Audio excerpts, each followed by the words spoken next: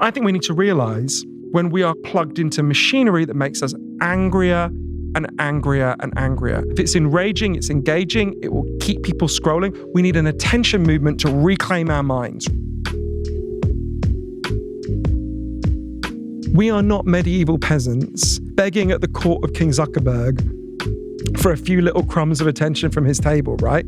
We are the free citizens of democracies. We have dignity. We own our own minds, and we can take them back if we want to. Hey, everybody, welcome to the podcast.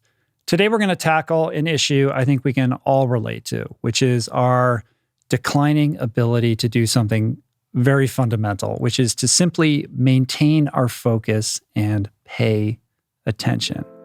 It might sound silly, but this is actually a growing problem, and it's not necessarily our fault. It's a problem that's being fueled by powerful forces incident to modern life, and a problem I think can fairly be characterized at this point as somewhat existential.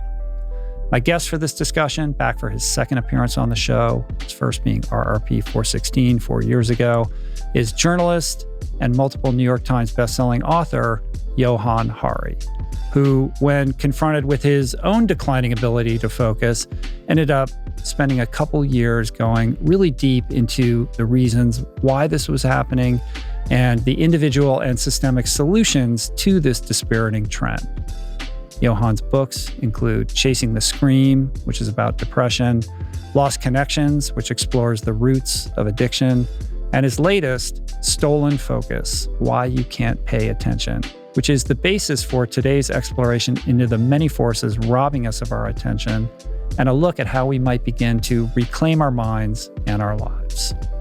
Johann is quite the entertaining storyteller. I really enjoyed this discussion, so please hit that subscribe button and enjoy. Well, I love the book. You did a great job. It's such an important issue, and we're going to get into all of that. But before we even tiptoe in that direction, I have to know, you just did Bill Maher the other night. We're recording this on Monday. That's Friday night, right? Yeah. They tape on Friday night. I didn't watch it, but I listened because they put it up as a podcast, so I was listening to it the other day. So how was that experience? Because I found him to be, pretty contrarian and a little bit cantankerous with you. Oh, no, I love Bill. I've done Bill's show I know Bill well. I've done it 6 or 7 times. No, I thought he essentially, so basically his view is, our attention is fucked, but there's nothing we can do about it. Mm-hmm. And what I was trying to say to him is, right, our attention is fucked, but we could absolutely solve this problem. You kept trying to sneak in solutions, and he wasn't having it. He has a very pessimistic view of humanity's ability to deal with this existential crisis. Yeah, and that's I get where he's coming from, and I love Bill, but I don't think he's right. I absolutely think we can solve this problem. Mm-hmm. I hope so. Well, that's what we're going to talk about, right? Hooray. It is good to see you. Of course, you've been on the show before. That was... In the before times. That was 4 years? How long ago was that? 4 years ago. 4 years exactly ago. 4 years ago, this time of year, right? Yeah. And I do remember when I started reading the book and kind of a big inflection point in why you even got interested in this subject of focus and attention was by dint of your own struggles with your ability to maintain focus. And so you go to Provincetown and you leave the phone on the mainland and you get an old laptop that can't connect to the internet. And the idea is you're going to go 3 months being completely offline.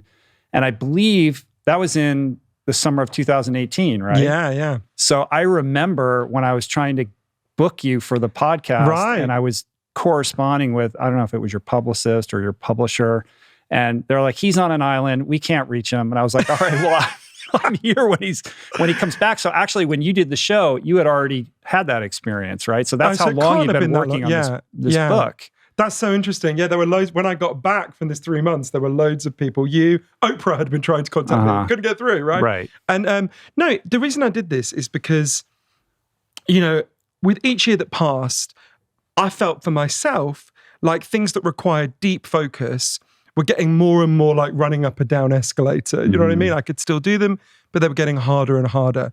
And I noticed this seemed to be happening to most of the people I knew, particularly the young people in my life, a lot of whom seemed to be kind of whirring at the speed of Snapchat, where nothing still or serious could touch them. So I started looking into this. I used my training in the social sciences at Cambridge University to kind of begin to dig into this.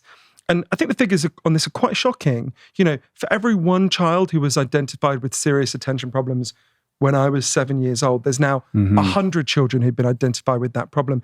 The typical American office worker now focuses on any one task for only 3 minutes. And I started thinking, well, what's happened to us, right? What's happening to our attention? Because I thought, right at the start of this, I just thought the problem was that I didn't have enough willpower. I thought I wasn't strong enough. And I also thought the problem was that someone invented the smartphone, right? Those are basically the two stories I had in my head. But when I began to research this, I ended up going all over the world, from Moscow to Miami to Melbourne, to interview the leading experts on attention and focus in the world. I interviewed over 200 of them. And what I learned is that actually from them, and from digging really deeply into their research over 3 years, what I learned is from them is that there's actually scientific evidence for 12 factors that can make your attention better or can make it worse. And loads of the factors that can make it worse have been hugely supercharged in recent times. So we are in a serious attention crisis, but people need to understand, if you're struggling to focus and pay attention, or if your kids are, this isn't your fault. This is happening to almost all of us. Your attention didn't collapse. Your attention has been stolen from you by these big forces, and together we can take on those forces. Right. Front and center is tech and tech addiction and what's happening with our smartphones, et cetera. But what was interesting about the book is that you you go into that, of course, but there's also all of these other factors that you have 12, right? Like, that are contributing to all of this. I think it's fair to say, and correct me if I'm wrong, that the book on some level is sort of a graduate course extrapolation on the documentary, The Social Dilemma.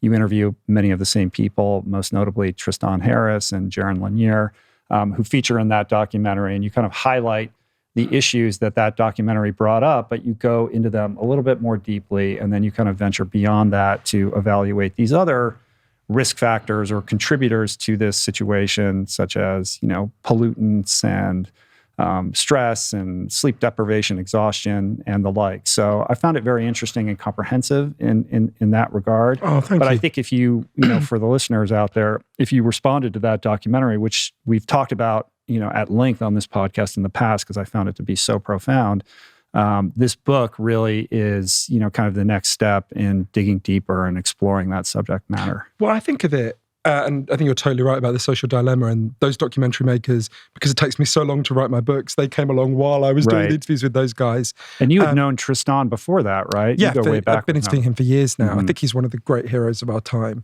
and such an important thinker and such a wonderful human being. But the way I started to think about it, I think you framed it really right there, Rich. The way I started to think about it is, if you think about some aspects of the tech we're currently using, by no means all of them, if you think of those as like a virus, right? They came along and they would have been powerful at any time, but they came along at a moment when our immune system was already down, when we were already doing loads of things that were profoundly damaging our ability to focus and pay attention. So one of the reasons we've got such a serious attention crisis is we've got the combination of technology that is designed to hack and invade our attention, combined with all these factors that are in different ways undermining our ability to pay attention. So I'll give you, that can sound a bit fancy or weird, so I'll give you a very obvious example. We sleep 20% less than we did a century ago. Children sleep 85 minutes less than they did 100 years ago. And I interviewed the leading sleep experts in the world, and they explained to me, look, the scientific evidence is overwhelming. If you want to be able to focus and pay attention, you've got to get a really good night's sleep. You've actually ideally got to get 8 hours sleep a night. 40% of Americans are chronically sleep deprived. They're getting less than 7 hours a night. In fact, only 15% of us currently wake up feeling refreshed.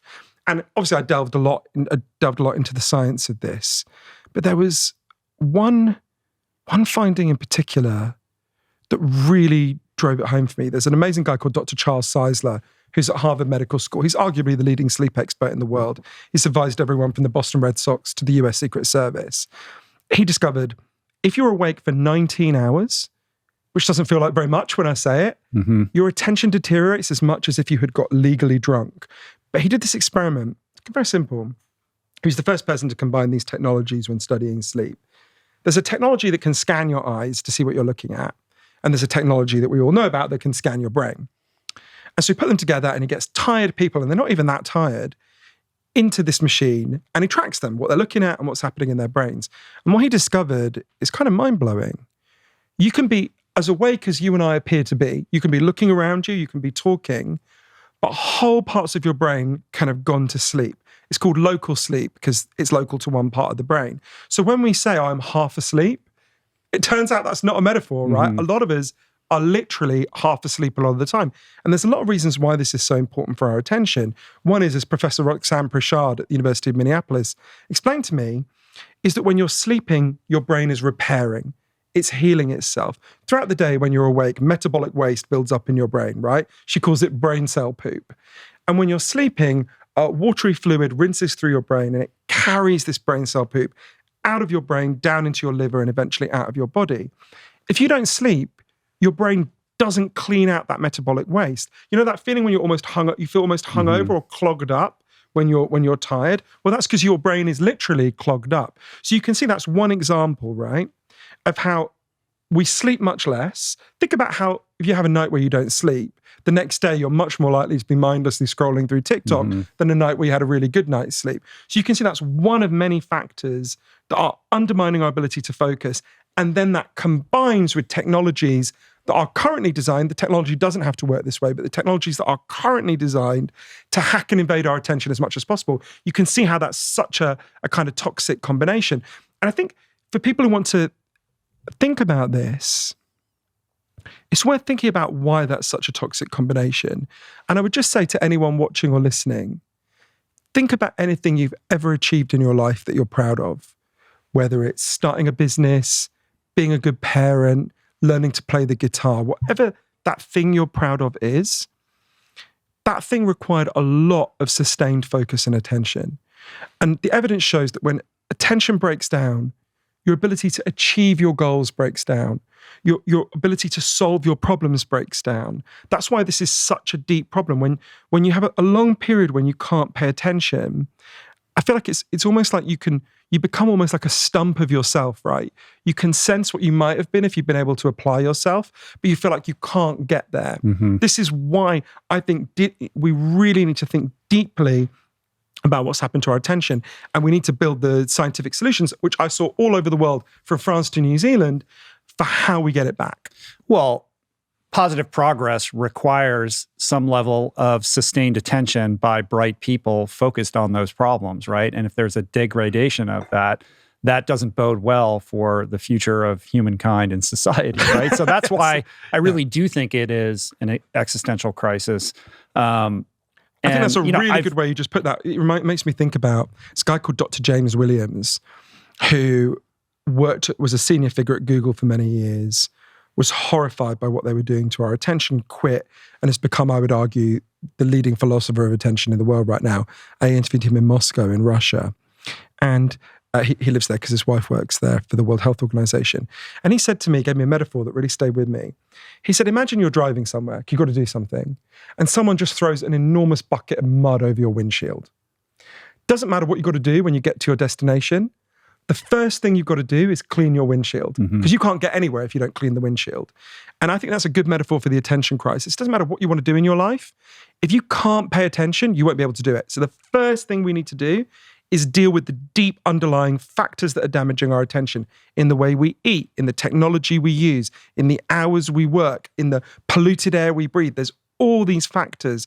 But this to me is the first order crisis, because it's not that there aren't bigger crises in the world, but if we don't deal with this one, we can't get to any of the bigger crises, either in our personal lives or in a bigger societal sense. Yeah, and both the problems and the solutions can be bifurcated into two categories: the systemic and the individualistic, right? There are certain things that we can do to kind of rebut this, and there are also systemic problems that need to be addressed. And we can talk about all of those. But I want to kind of harken back to the Provincetown experience, because it's fresh in my mind, because I just got back from a month sabbatical. I was in Hawaii.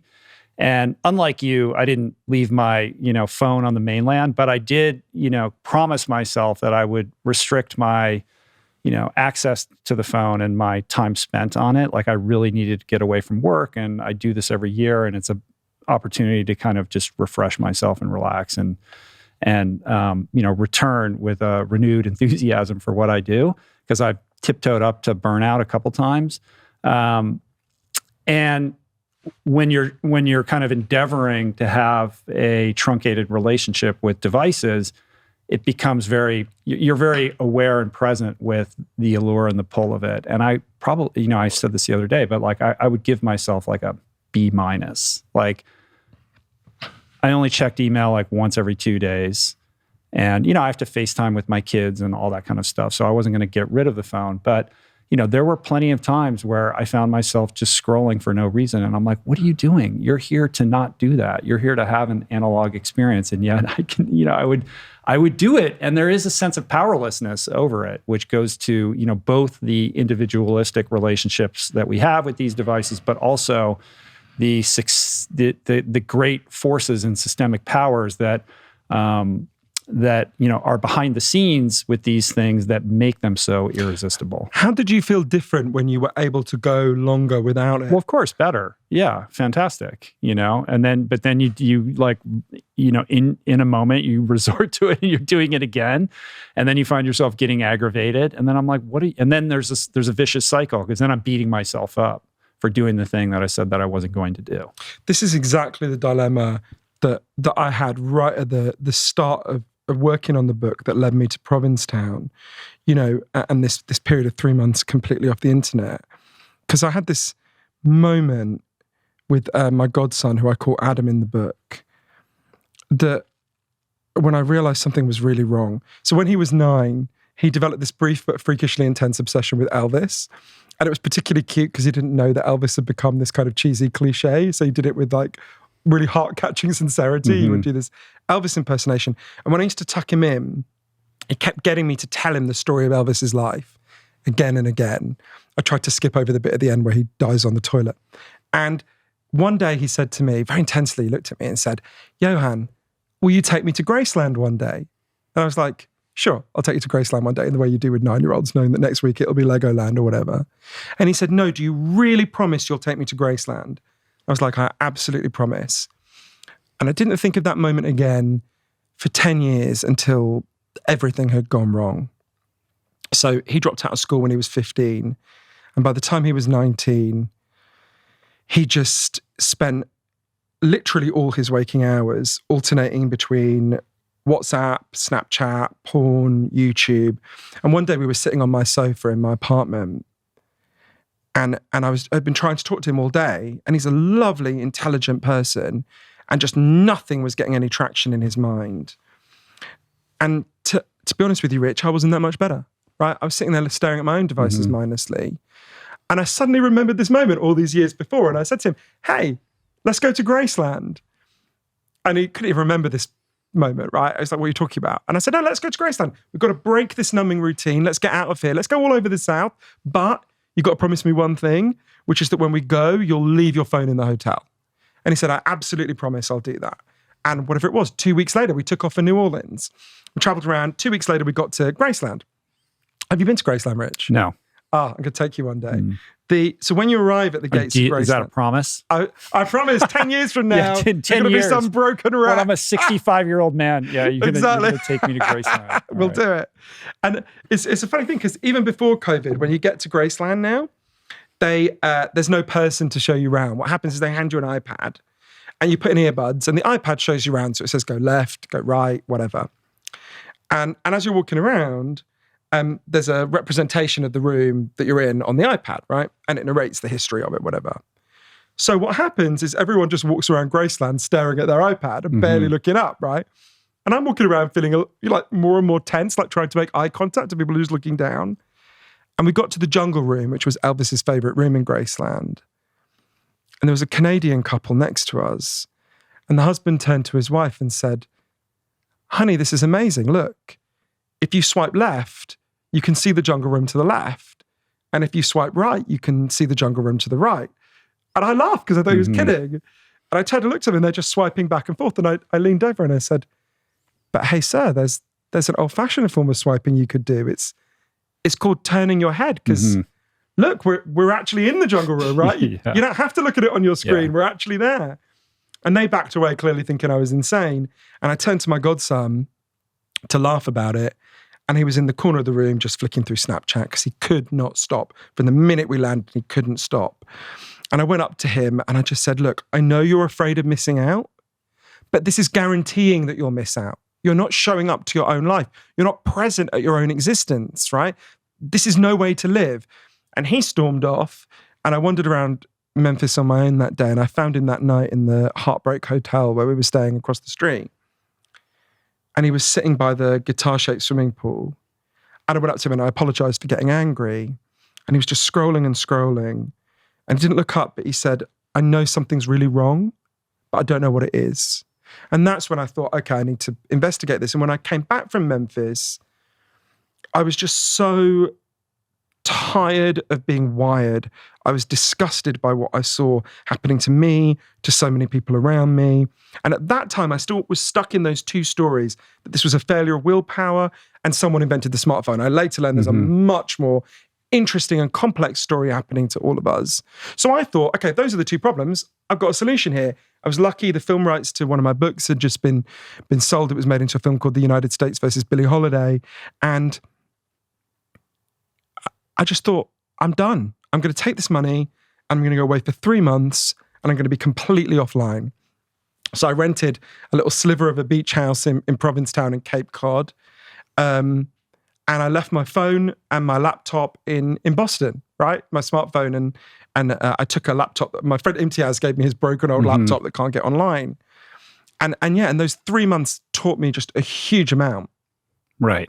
So during that period of time, I'm sure you didn't really talk about this in the book, but I would suspect for at least, 7 to 10 days, there had to be kind of a detoxification, like weaning off, like kind of you're, grabbing for the phone that's not there, or just feeling antsy because you can't get that immediate dopamine fix that the phone, will always provide. It is funny. There was the first 5 or 6 days were just like a haze of decompression. I almost felt stoned, right? Like, just I felt a tremendous lightness and sense of relief, but I was exhausted by then. I had been working unbelievably hard in the run up to it. That might have just been being on a break, right? But I kept having these, it was a physical response where I would, exactly what you described, I pat my pocket, feeling a panic. You think, shit, where have I put my phone? You're like, oh yeah, you don't have it. And I had, I'd bought a phone, it's called the Jitterbug. It's the only phone you can buy in the United States now that has no internet capacity. It's designed for extremely old people. It has enormous buttons. And it has an emergency button so that if you fall over, it'll call the nearest hospital. So I thought, hey, it's a win-win. And it's funny, I would open that phone in those 7 days and just sort of stab at the buttons. Couldn't do anything. The phone literally does nothing. Yeah. And it reminded me of when I was a kid, I saw maybe some David Attenborough wildlife documentary of a mother penguin whose baby has died and she just keeps nudging it to try to get it to do something. And I kept thinking of that. And then I had a real crash, a terrible crash. It was interesting. I remember I was walking down the beach in Provincetown, behind the west end of Provincetown for people who know it.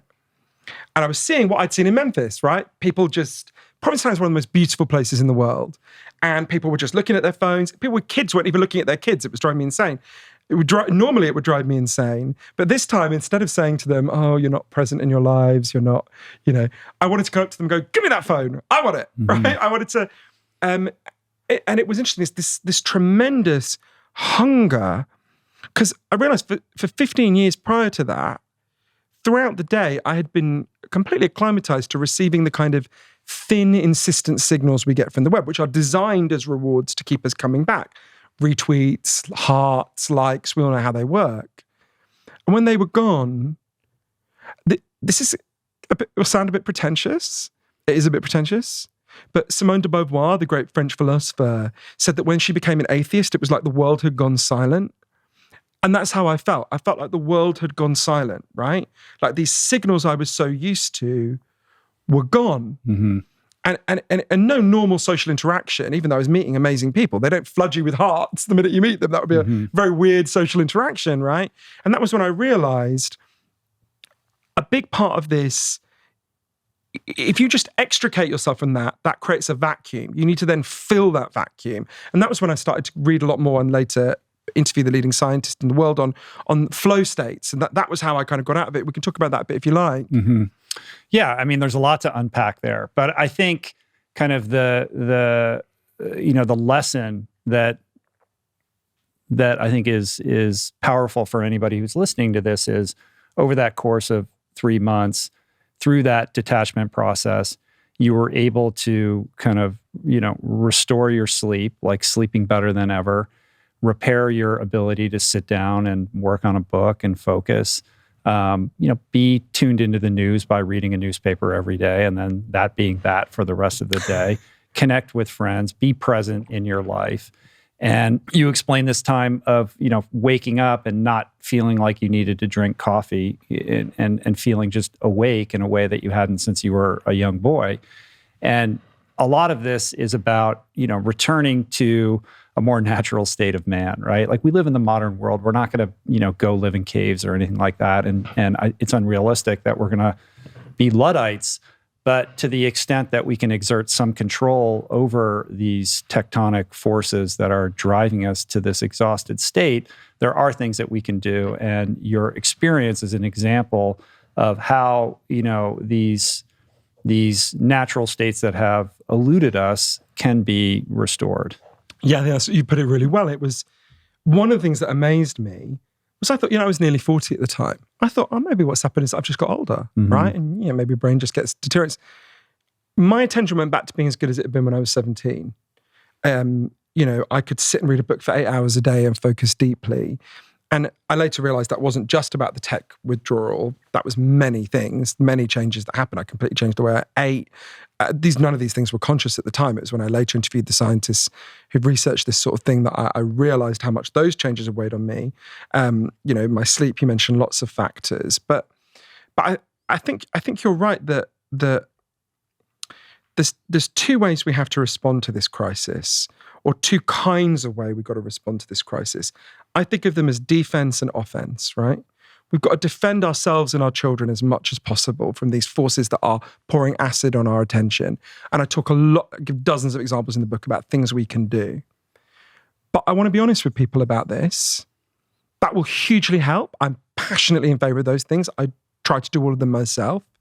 But that will only get you so far. Because at the moment, it's like someone is pouring itching powder over us all the time and then leaning forward and going, hey, buddy, you might want to learn how to meditate. Then you wouldn't scratch so much. And you want to reply going, well, screw you. I'll learn to meditate. You stop pouring itching powder on me. Yeah. Which is why we've got to have an element of offense.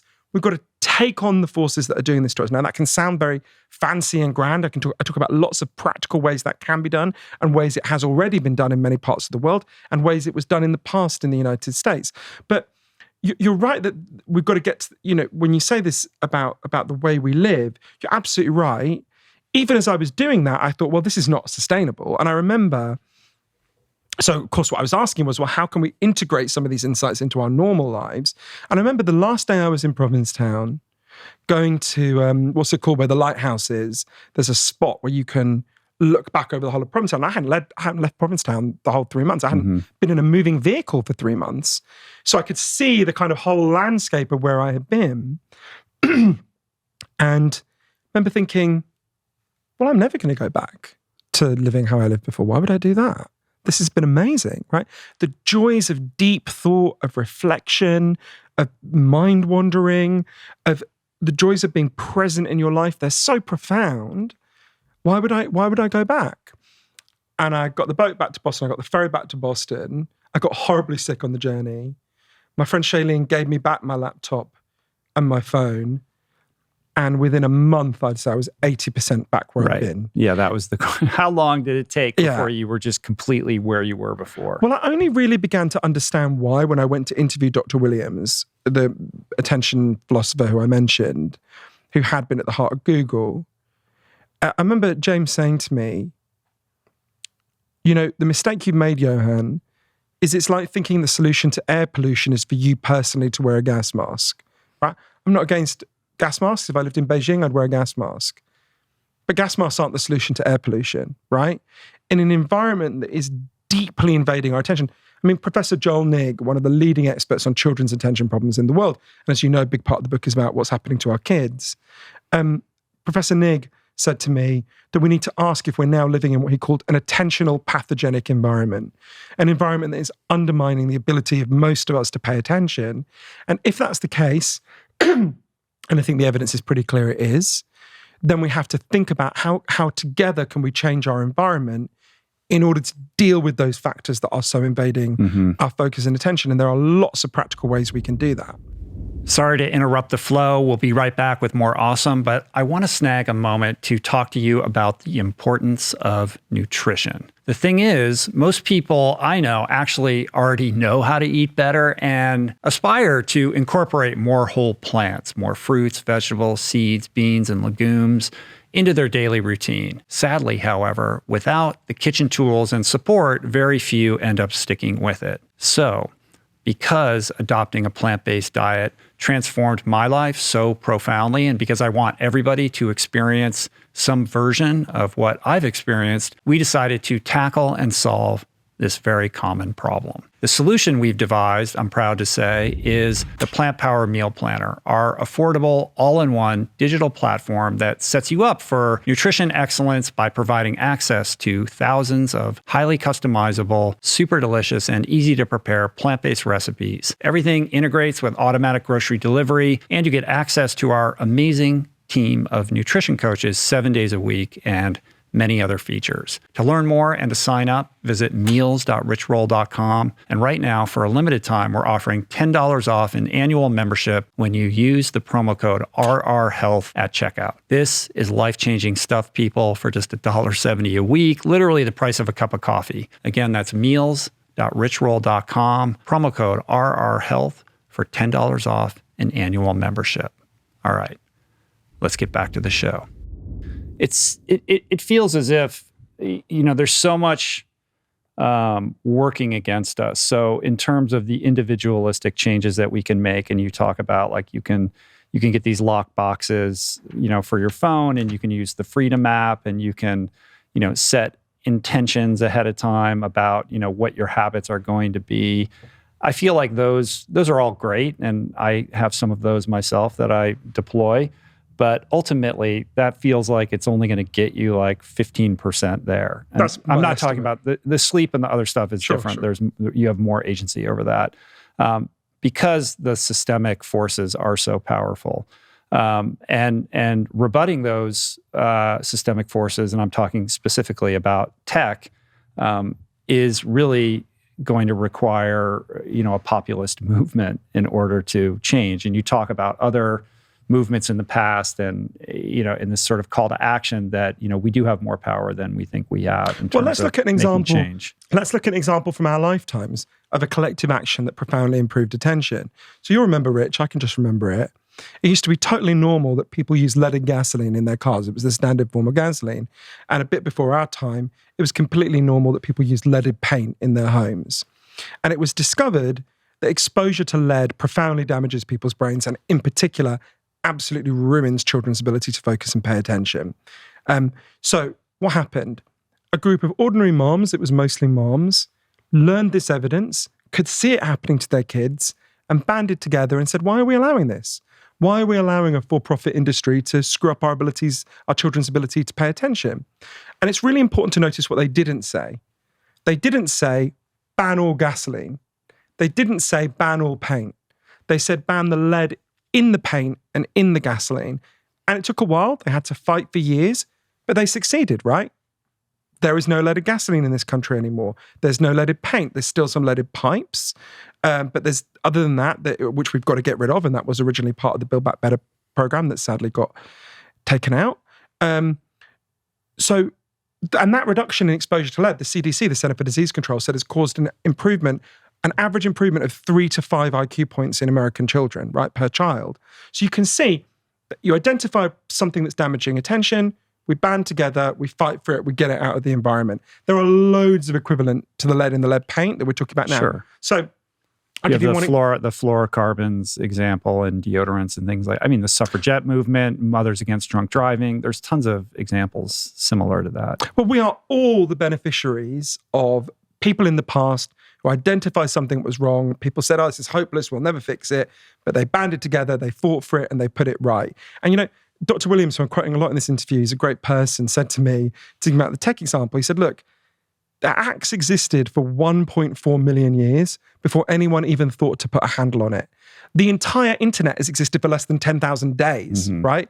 We can fix these things. These factors that are doing this to us are quite recent. You know, a lot of them, not all of them, but most of them are quite recent. They're relatively new. They are created by humans. We're humans. We can disinvent or deal with those factors that are doing this to us. There are equivalents to the lead in the lead paint, just like we didn't want to get rid of gasoline and we didn't want to get rid of paint. We don't want to get rid of tech. Tech is a great thing. We're not going to all convert and join the Amish, nor should we. No disrespect to any Amish viewers who are cheating and watching now. But we can deal with the specific factors that are doing this to us. So I'll give you an example. There's lots of individual things we can do, as we've talked about, and I'm sure we'll get to lots more. But let's look at a social example that I think everyone, just when they hear it, gets how this improves attention. In France, in 2018, they were having a big crisis of what they called le burnout, which I don't think I need to translate.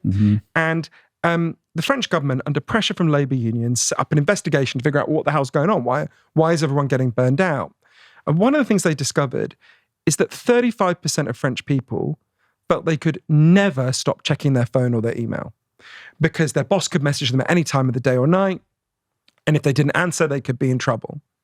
So, you can see how that's a very recent thing. I mean, when we were kids, the only people who were on call were doctors. And even doctors weren't on call all the time, right? So we've gone from almost nobody being on call, maybe the president was on call 24 hours a day, to almost half the economy being on call all the time.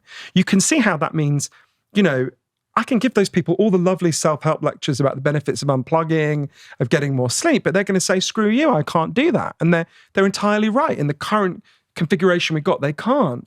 This is why the French government introduced something, very simple legal reform. It's called the right to disconnect. It gives every French worker 2 rights. First right is your work hours have to be laid out in your work contract. And second part is you have a legal right to not check your email or answer your phone when your work hours are over, unless they are formally paying you overtime, right? Now, you can see how that is called the right to disconnect. You can see how giving people the right to disconnect is a collective change that we've got to fight for together that frees people up to make a lot of the individual changes they want to make. Now, there's lots of changes like that, where the collective change enables people to make the individual change, whether it's, which of course is not to say there aren't individual things we can do at the moment as well. There absolutely are. Does that ring true to you, Rich?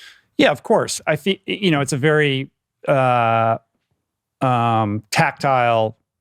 like low-hanging fruit solution that makes a lot of sense. And feels like, is appropriate, because it's true. We are all kind of like available all the time. And I think that is, beyond draining and, creates, undue pressures on us that elevate our cortisol and our stress levels and impair our ability to sleep and have all these downstream implications. I think the issue with, kind of to go back to your lead and gasoline example, the kind of qualitative difference with tech is that this is so much more complex than removing an ingredient from a consumer product. Like, the speed at which technology continues to advance and AI continues to mature has a rapidity to it that so far outpaces government's ability to even understand it, let alone regulate it. And there are so few people that,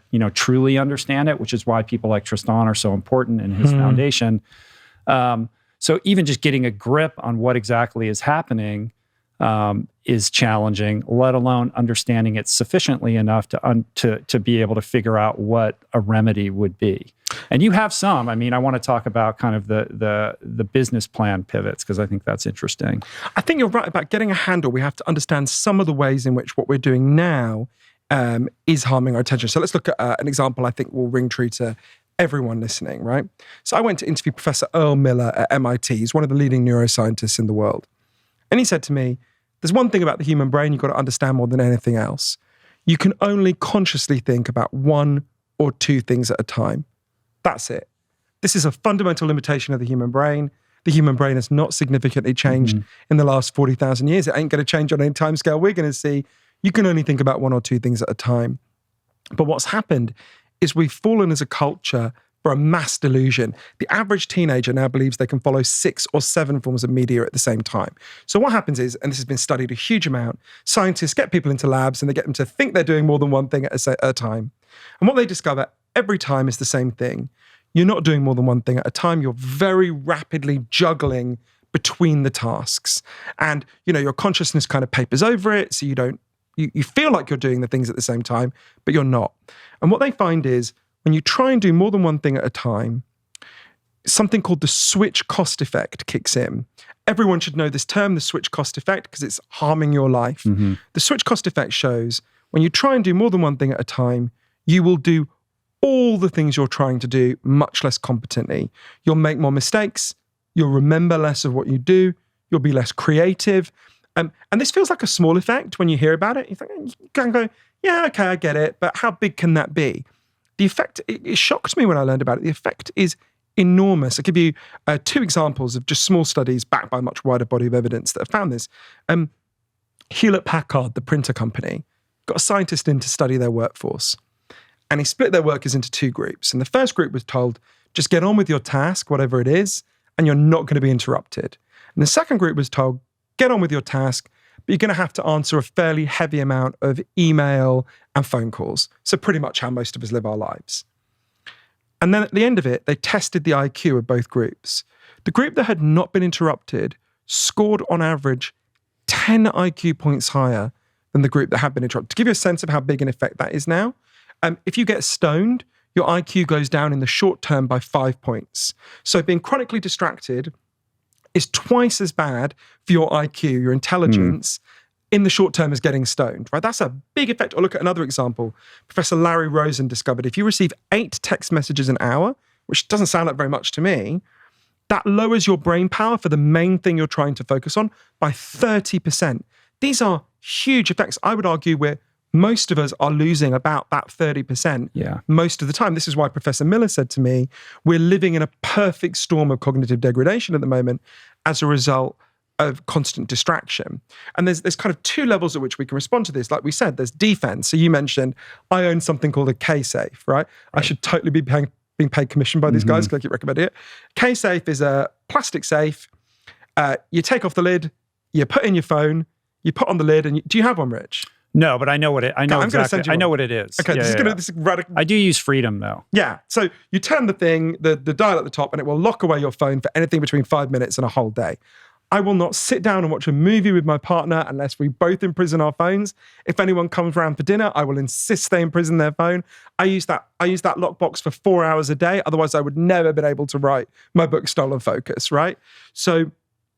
And there's loads of things like that we can do in terms of changing what we eat and a whole range of other things. But you're right, and this is where Tristan, the layer that Tristan and other people who've been at the heart of Silicon Valley and are now trying to expose this are so important. At the moment, we are using technologies that are extraordinarily sophisticated in figuring out how to get us to pick up our phone as often as possible and scroll as long as possible. And I can talk more about that if you like. And I know you have a lot of thoughts on this as well, Rich, and saying you cover a lot on the podcast. But we can deal with that, right? There's absolutely practical ways we can deal with that I can talk about if you like. I'm conscious I'm giving long answers. Yeah, no, I definitely want to get into that. But just, in response to what you just said, it kind of dovetails into a conversation around flow as well, which is the antithesis of this distracted state of multitasking. And, as a parent of teenagers, I can tell you, it's like their kind of like default MO is to lay on their bed in their room and, there's an iPad, there's a laptop, and there's a phone. And there's generally a FaceTime happening with one of their friends where, I don't know if you know this, but like one thing teens do is they just have the FaceTime on in the background, especially during the pandemic. So they feel like they're with their friend and they're not even really interacting that much. It's just comforting to know like your friend is laying on their bed in their house. And every once in a while you can check in. One of them's doing homework. The other one's watching The Office and maybe, playing a video. There's like all these inputs are happening while the scrolling, of course, and all of that. So, I've witnessed firsthand, this dynamic. And it's hugely problematic because it is on some level implicitly informing them that they can do all of these things well or fine at the same time, which is an illusion. And anybody who's tried to, sit down and execute on a project, particularly creative people. I mean, the easiest example is writing a book. If you're in that state and you're focused and you are experiencing a certain level of flow in that process, you're doing a painting or a sculpture or writing a song or whatever it is, and you get interrupted, that switch cost effect is very real. Like, you've experienced that, because it's not like, oh, I got interrupted. Even if it's someone knocks on your door and says, hey, can you don't forget to go to the grocery store or whatever. The amount of time it takes to get back into that flow state, you can't just switch it on and off. Like it's like a half an hour before you feel like you can tap into where you were before that seemingly innocuous interruption. Yeah, this is so important, Rich, and what you're saying is so right. And for people who don't know about flow states, everyone listening will have experienced a flow state in their lives.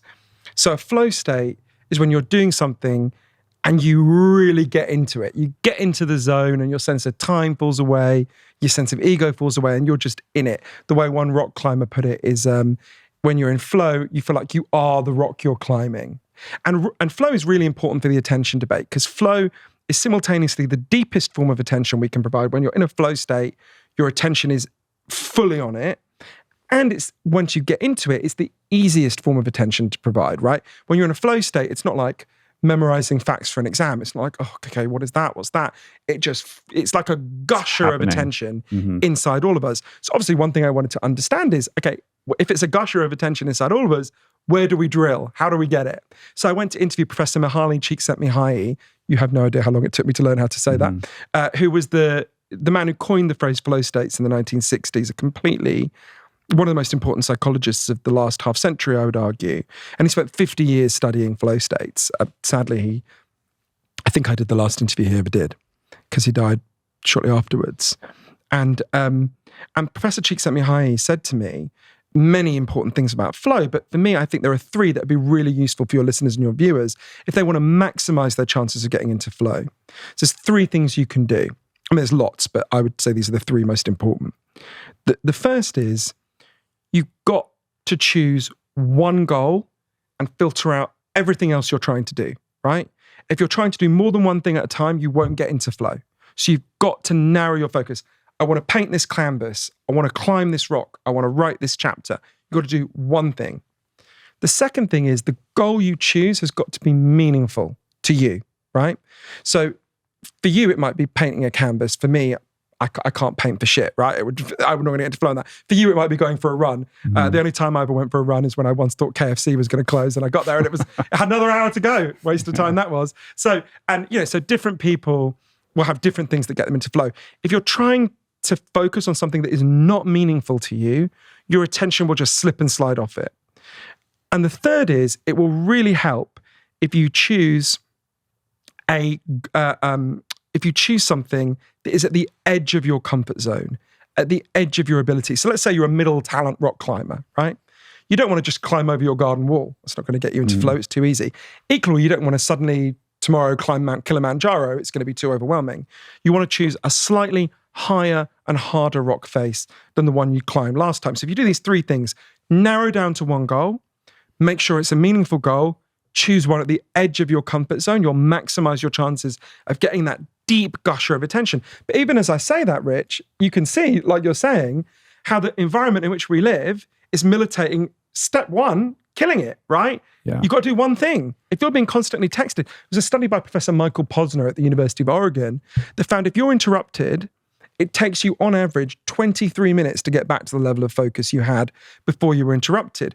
But many of us are never getting 23 minutes spare, right? You think about something as simple as someone texts you and they're pissed off you didn't immediately reply, and they go, but it would have only taken you 2 seconds. And one of the things I've been trying to educate people in my life is saying, you think it'll only take 2 seconds. Actually, it'll take me 2 seconds plus the 23 minutes it takes me to get back to the focus I had before, right? If you and I were checking our texts now, I'd be going, while you were saying the really interesting things you just said, if I just glance at my text, it feels like such a small thing. And then I'd have to focus on the text. Oh, my friend texted me and said that. But what's Rich saying? And that incurs the switch cost effect, and it kills flow. So this is. which means you have to exercise a lot of, diligence or, to put it in the case. It's like the way I do it is I sort of, I'm like, all right, I'm going to work on this for a certain period of time. And then maybe I'll reward myself with, 5 minutes of checking messages to make sure the world didn't explode in the meantime. But going into that understanding that even if that takes 5 minutes, it's not 5 minutes. It's like 35 minutes of distracted time. And am I willing to budget for that? Or is that cost too severe and at odds with the goal that I'm trying to achieve? I think that's such a good way of putting it. And what's happening is a cumulative effect, right? Where our attention is being degraded and degraded and degraded. And I think it's worth thinking about some of the other factors that people can do in their own lives. I think it'll be really relevant to a lot of your views. I mean, there's a big load of things we can do about childhood now, straight away. I'd like to talk about them, but let's look at food for a second, right? So there's this really interesting movement that I know you know about called nutritional psychiatry, of psychiatrists who are looking at how the way we eat profoundly affects the way our brains function. And there's three, I interviewed loads of these nutritional psychiatrists and other people who are experts on this. And there's kind of three big ways, there's actually more, but there's three in particularly big ways in which the way we eat at the moment is damaging our ability specifically to focus and pay attention. So the first is very simple. So let's imagine you have the standard British or American breakfast that you grow up, most people in our countries have. You eat in the morning sugary cereal and white bread with butter on it or whatever, stuff like that. What that does is that releases a huge amount of energy really quickly into your brain. It releases a lot of glucose. And at first it feels great. You woke up for the day. You suddenly feel like you're awake, you're alert, you're in it. But what happens is you get to your school desk or your kid gets to their school desk, a couple of hours later, and you experience a huge energy slump because energy has been released so quickly into your brain that it just crashes. And when your energy crashes, you experience something called brain fog. Brain fog is when you can't really focus and pay attention. You're just very, very distractible and you need another sugary, carby treat to get your brain back. So the way we eat puts us on a roller coaster of energy spikes and energy crashes throughout the day that leaves us with these patches of brain fog that profoundly damage our ability to focus and pay attention. The way Dale Pinnock, one of Britain's leading nutritionists, put it to me is it's like we put rocket fuel into a Mini, right? Those little British cars from the 70s. It'll go really fast for 5 minutes and then it just stops. So if you eat food like almost all our ancestors did, that releases energy steadily throughout the day, you'll be able to pay attention much better. The second way in which the way we eat is damaging our attention is that for your brain to develop fully, you need certain nutrients. And our diets are lacking a lot of those nutrients. An obvious one that most people will have heard of are omega-3s. And it turns out supplements just don't cut it, right? Your body doesn't metabolize supplements in the same way it metabolizes nutrients from real food. The third factor, to me, is actually the most disturbing, which is it's not just that our diets are lacking things that we need for our brains to function. Our diets also currently contain chemicals that act on us like drugs. So there was a study in Britain in a city called Southampton in 2007 where they got 297 kids and they split them into two groups. And the first group was just given water to drink. And the second group was given water laced with food dyes that occur in the kind of food we get at the supermarket all the time, popular candies, that kind of thing. And then they monitor the kids. And the kids who were given the food dyes were significantly more likely to become hyperactive, to manic, to struggle with attention. And interestingly, in Britain and the European Union, we banned most of those food dyes. In the United States, they're still on the market. I'm sure that's one reason why there's a significant gap between the United States and Europe when it comes to things like attention problems in children. So you can see how those factors, again, there's a kind of doubleness to that. A lot of us can change the way we eat, but also the food industry needs to be challenged as well. So more of us can make those changes. Yeah. I mean, the food thing is something we've explored at length on this podcast many, many times, and listeners are already kind of familiar with that landscape. But I think when you mention the dyes, that brings up this subject of sort of environmental pollutants in beauty products and things we put on our skin and how we cleanse ourselves and how we clean our houses and just, what is in the air in general. And what's crazy, I did a podcast with a woman called Greg Renfrew, who is CEO and founder of a company called Beauty Counter, and they have created this, incredibly robust, successful company that produces beauty products for women that are all chemical free. And she came on and she's very well versed in the kind of legislative regulatory landscape regarding chemicals in consumer products. And it's quite shocking. And you talk about this in the book as well, the fact that the burden of proof is reversed. Like, we're allowed to put all of these crazy chemicals in all of these products, and it's fine until proven harmful, when in fact it should be the reverse. The burden of proof should be on the corporation to prove that they're safe before they find their way into literally thousands of products. And every year, the number of like new chemicals that find their way into these products, I mean, I don't know what the numbers are, but it's insane. No, it's of all the causes that I write about in Stolen Focus, of all the 12 causes, this is the one that most shocked me. And actually, I think it might be the biggest. It might be 100 years from now when they look back, they think, God, these people really struggle to focus. Why? This might be the single biggest reason why they realize we struggle to focus. Professor Barbara Demany, who's one of the leading scientists in France, she's won the Légion d'honneur, their highest civilian honor, said to me, it's not possible to have a normal brain today because of the level of the pollutants that we're exposed to. And there's lots of these. So there's another professor, a brilliant professor called Barbara Marr in Britain at the University of Lancaster, who's done all this research. Think about air pollution, right? I'm very conscious of this here in Los Angeles. So if you live in any major city, particularly bad here, you are breathing in air pollution that contains iron. And when you breathe it in, the iron goes straight to your brain, right? And there's nothing in human evolution that prepared us for inhaling iron. It's just no precedent for it. And what happens when you breathe in iron is it causes what Professor Marr calls a repeated chronic insult to the brain. It causes brain inflammation. There's research from all over the world now, from places like Mexico City, Barcelona, about the really harmful effects of this. One study in Mexico City studied kids who lived in heavily polluted areas and kids who didn't, compared them. And the kids who lived in heavily polluted areas had already had plaques and tangles like dementia patients in their brains, right? This is a huge effect. And you're absolutely right about the way we have to deal with this. For almost all the other factors, in fact, for literally all the other factors, we've got those two levels of response. There's the individual and the systemic, defense and offense. I'm afraid for this, you can buy the cosmetics of the woman you're advocating, which sounds very good, but for most of these factors, the solution has to be systemic. Mm-hmm. Just like you couldn't individually protect yourself from lead poisoning, we had to ban the lead. And you're right, Professor Bruce Lanphier, who's a great guy at UBC, University of British Columbia, who I interviewed a lot in Horseshoe Bay.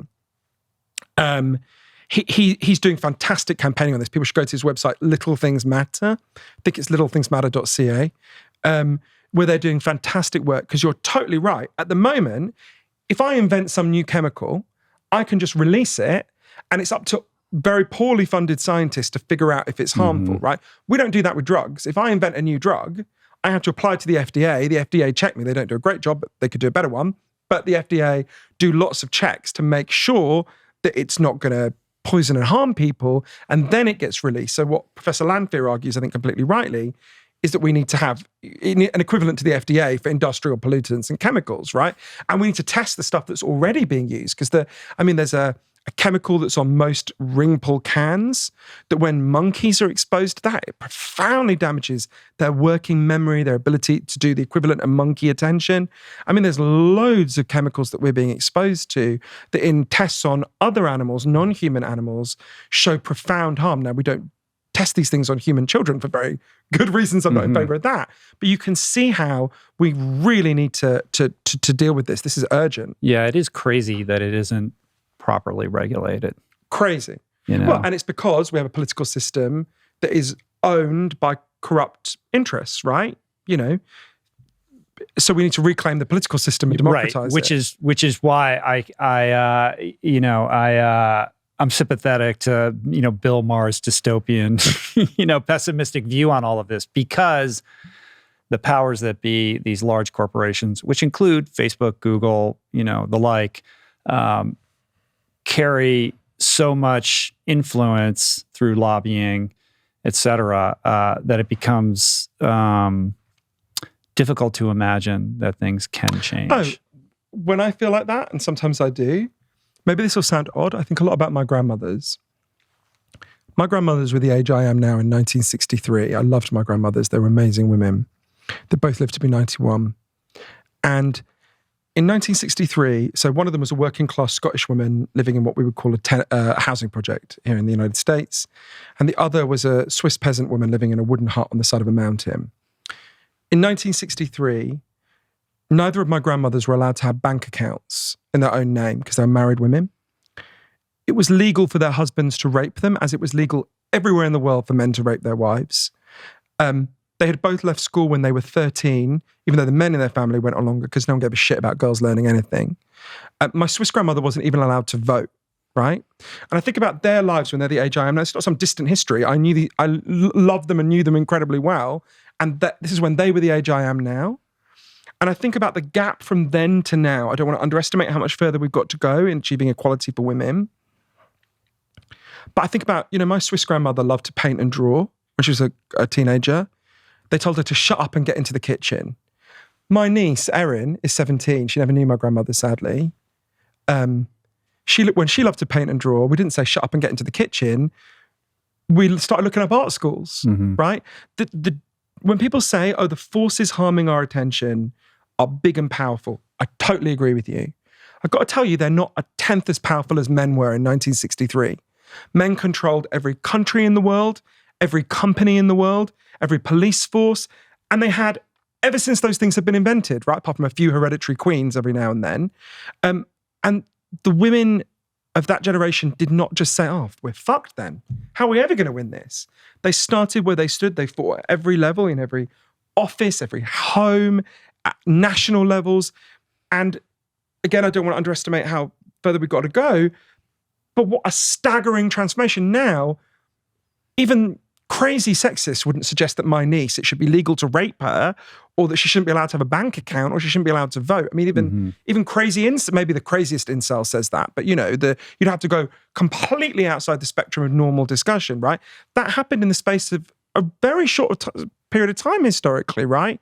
So absolutely, we can deal with these things. And I argue in the book that just like we needed and need a feminist movement, but women to reclaim their bodies and their lives, we need an attention movement to reclaim our minds, right? We need to do lots of things as individuals, but we also need to realize this is being done to us. It is being done by really powerful forces, and we need to change the nature of our demand, right? Because at the moment, we're just blaming ourselves. Most people just blame themselves for their attention problems or ask for these tiny little tweaks. And I'm in favor of all the tweaks people ask for. But I think we need to realize we are not medieval peasants begging at the court of King Zuckerberg for a few little crumbs of attention from his table, right? We are the free citizens of democracies. We have dignity. We own our own minds, and we can take them back if we want to.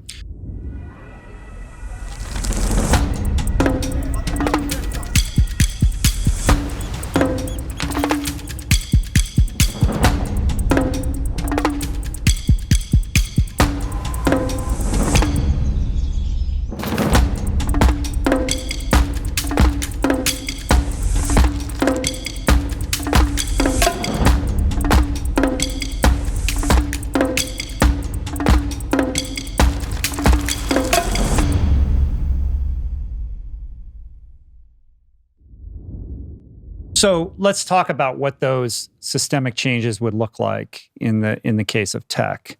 You talk about these business plan, modifications. Right now, these platforms are driven by an ad revenue model. So all the incentives are misaligned to capture and monopolize your attention, to collect as much data as possible, as humanly feasible, as AI feasible as they can, to create this avatar of who you are so they can sell that information to advertisers to sell you products. And as a result of that, we're sort of captured by these devices and then kind of sold to the highest bidder. So untangling that knot would require dismantling that entire business model of it being driven by ad revenue and creating some different version, whether it's a subscription model or whether these things that have become such gigantic behemoths should now be qualified as public utilities. I think you put that really well, Rich. So this took me a long time to get my head around. So I went to Silicon Valley and I interviewed lots of people who had been at the heart of this machinery. And I remember Tristan, the moment with Tristan, when we were walking in San Francisco one day, I remember him telling me something that really haunted me. So for people who don't know, Tristan worked at the heart of We Google. keep mentioning his name, but I keep thinking in the back of my mind, I'm not sure we've actually explained who he is for people that don't know. So Tristan Harris worked at the heart of Google for many years. And initially he worked on the Gmail team, and when they were developing Gmail. And one of the things they were particularly keen on doing early in Gmail was getting people to use Gmail more often, right? Get them to pick it up more often. I'll explain why in a little while. And one day, sitting in the Googleplex, and one of his colleagues said, I've got an idea. Why don't we make it so that whenever people get an email, their phone vibrates a little bit? And people standing around and said, oh, that's a good idea. Let's do that. A few days later, they switched it on. A week later, Tristan was walking around San Francisco himself, and he starts hearing these vibrations everywhere, like a kind of bird song. And he realizes, oh, we did that. He realized that was happening all over the world. He calculated a little while later that decision his colleague made so casually was causing 10 billion interruptions in the world to people's day every day. Think about the switch cost effect. Think about what that's doing to people's attention, right? And he becomes more and more uncomfortable. And he initially spoke out within Google. He believed he could persuade people within Google. He worked unbelievably hard at that. And he was very brave in speaking out, because Silicon Valley is full of people desperate to get into Google. And here he was. It would be like an ExxonMobil exec standing up in 1978 and saying, hey guys, I think we're going to melt the Arctic here, right? It was incredibly brave. Well, they gave him this sort of lip service role as ethics officer. I don't know exactly what the title was, right? Yeah, and he would offer up all these ideas to, sort of align Google's mission with a higher ethic. But obviously, all of those ideas are in counterpoint to the objectives of the company itself. Well, that's exactly it. What he realized was it's not that they're evil people. It's not that they're bad people. He realized he was bumping up against just a very clear logic. So let's think about Facebook or TikTok or whatever one we want to talk about, right? The business model is extremely simple. Every time you pick up their phone and start to scroll, they make more money, right? That's it. So all of their algorithms, all of their engineering genius, all of these super smart people, all of that human intelligence is applied towards one thing, figuring out how do we get Rich to pick up our app more often, and how do we get him to scroll as long as possible, right? And how do we get Rich's kids to open the app as often as possible and scroll as long as possible? That's it. That's how they make money. Just like the head of KFC, all he cares about in his capacity as the head of KFC is how much fried chicken did Rich eat yesterday, right? All these companies care about is how often, how frequently you pick up your phone and how long you scroll. So everything is designed around these two goals. That's how it works. And of course that means they've developed hundreds of techniques to figure out how to hack your attention. And this isn't just the view of dissidents like Tristan. This is what they say, right? Sean Parker, one of the biggest initial investors in Facebook, said, we designed it to maximally invade people's attention. We knew what we were doing and we did it anyway. God only knows what it's doing to our children's brains. We now know the leaked data, leaked internal research from Facebook shows they know they're destroying our collective attention. They're destroying our political attention. We can talk about that more. They know they're doing it and they're continuing to do it. And the solution to this, as you outline, Rich, at first when it was explained to me, it seemed almost like weirdly simple, right? Because for so long I thought, the problem is the existence of the smartphone.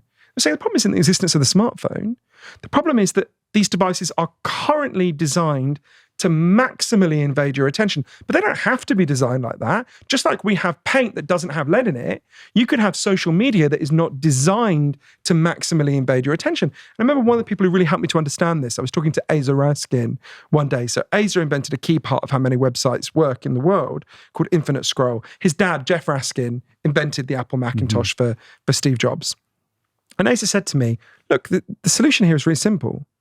You've got to ban the current business model. That is the equivalent of lead in the lead paint. Just ban it. Just say a business model that is premised upon figuring out the weaknesses in your attention in order to hack it and sell it to advertisers. It's just inhuman. It's like lead in lead paint. It's leading to all sorts of individual disasters for our attention. and it's leading to collective political disasters for our attention, just ban it.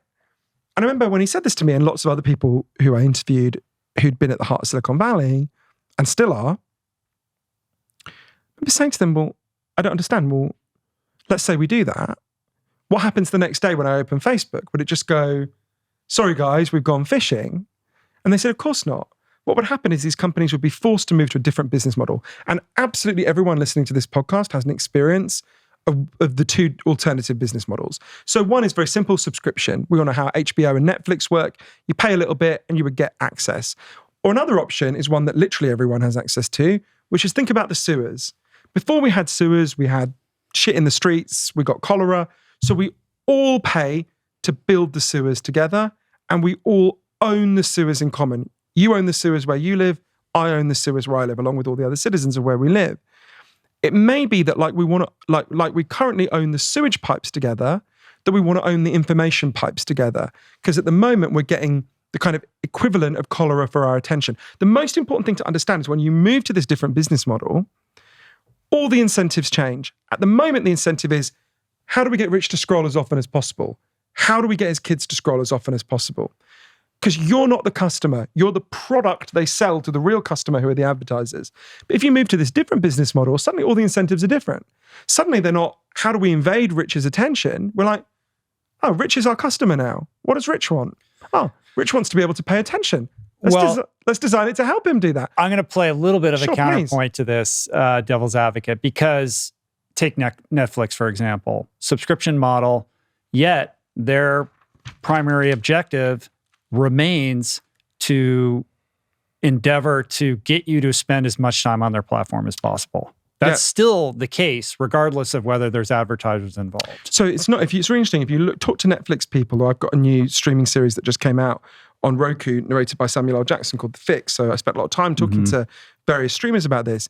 What they care about is not quantity of engagement, but quality of engagement. So think about if you've got an HBO subscription. I subscribe to HBO because I love Mayor of Easttown, not because I watch HBO 5 hours a day. I don't watch HBO 5 hours a day. Subscription services prioritize quality of engagement. So what they want is some shows that people really love, which is very different to quantity of engagement.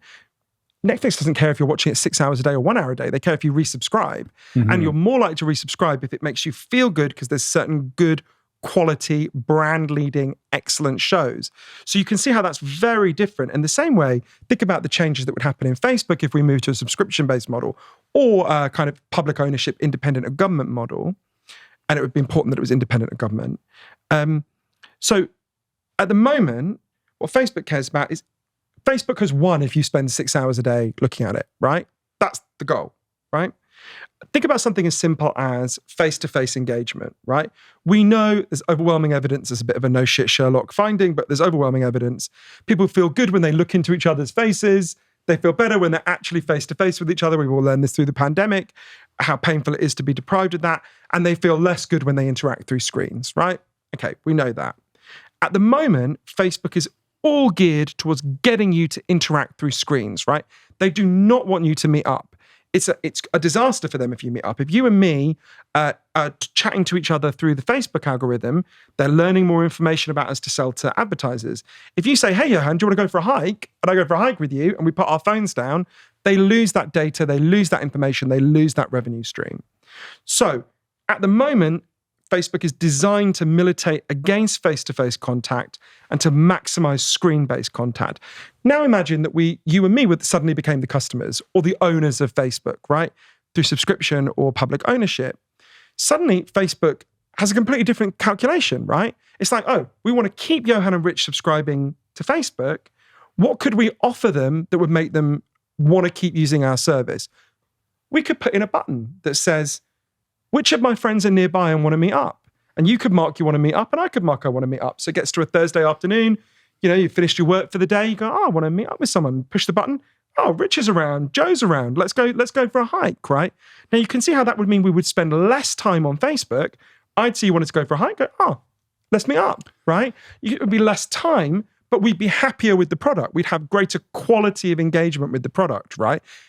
So that's why subscription services are always concerned about quality, not quantity of engagement. Of course, there's some I get interaction. that. I get that. It would be the quality of the experience Exactly. that you experience when you're on the platform makes it worth spending however much every month.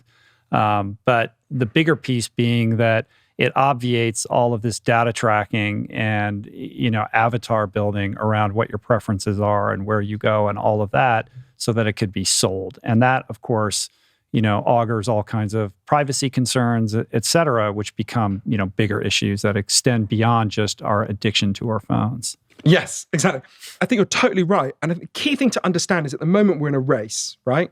You've got these 12 factors that are invading our focus and our attention. And many of them on the current trajectory are going to get worse if we don't act. So think about Paul Graham, one of the leading investors in Silicon Valley, said that the world will be more addictive in the next 40 years on the current trajectory than it was in the last 40 years. Think about how much more addictive TikTok is to your kid than Facebook, right? So that's one side of the race. On the other side, we've got to have a movement of all of us saying, no, you don't get to do this to us.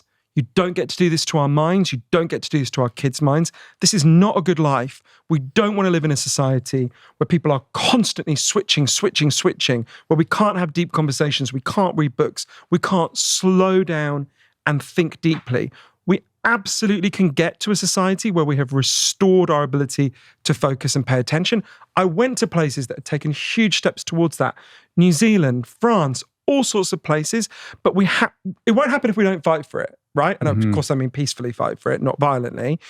We have to take on these forces because the current trajectory, Professor Suna Lehmann, who's a professor in Denmark, who did the first study proving that our collective ability to pay attention really is getting worse.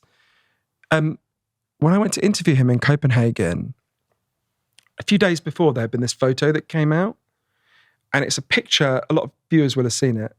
It's a picture of Mark Zuckerberg, and everyone in the room is wearing a virtual reality headset for the metaverse, except for Mark Zuckerberg, who's the only person walking freely. And Professor Lehmann said to me, this is a vision of where we're headed if we don't fight back, right? A world where you've got an elite who are becoming extremely rich out of manipulating us, and this is not just true of the tech industry, food industry, we talked about the people who manufacture these pollutants, many other factors, and then a kind of mass who are degraded, as Tristan put it, where we upgraded technology and downgraded humans. People are degraded, debased, their ability to pay attention is invaded. We don't have to accelerate. We don't have to accelerate towards that future. We don't have to accept that future. There is another future we can choose where there are very practical changes that are not crazy, wild-eyed, utopian solutions, very practical things that are being done in different parts of the world where we can choose to live in a slower, saner way where deep focus is possible. And I think we have to choose it and fight for it. Yeah, I mean, I think that it's a battle that has to be waged on so many different fronts.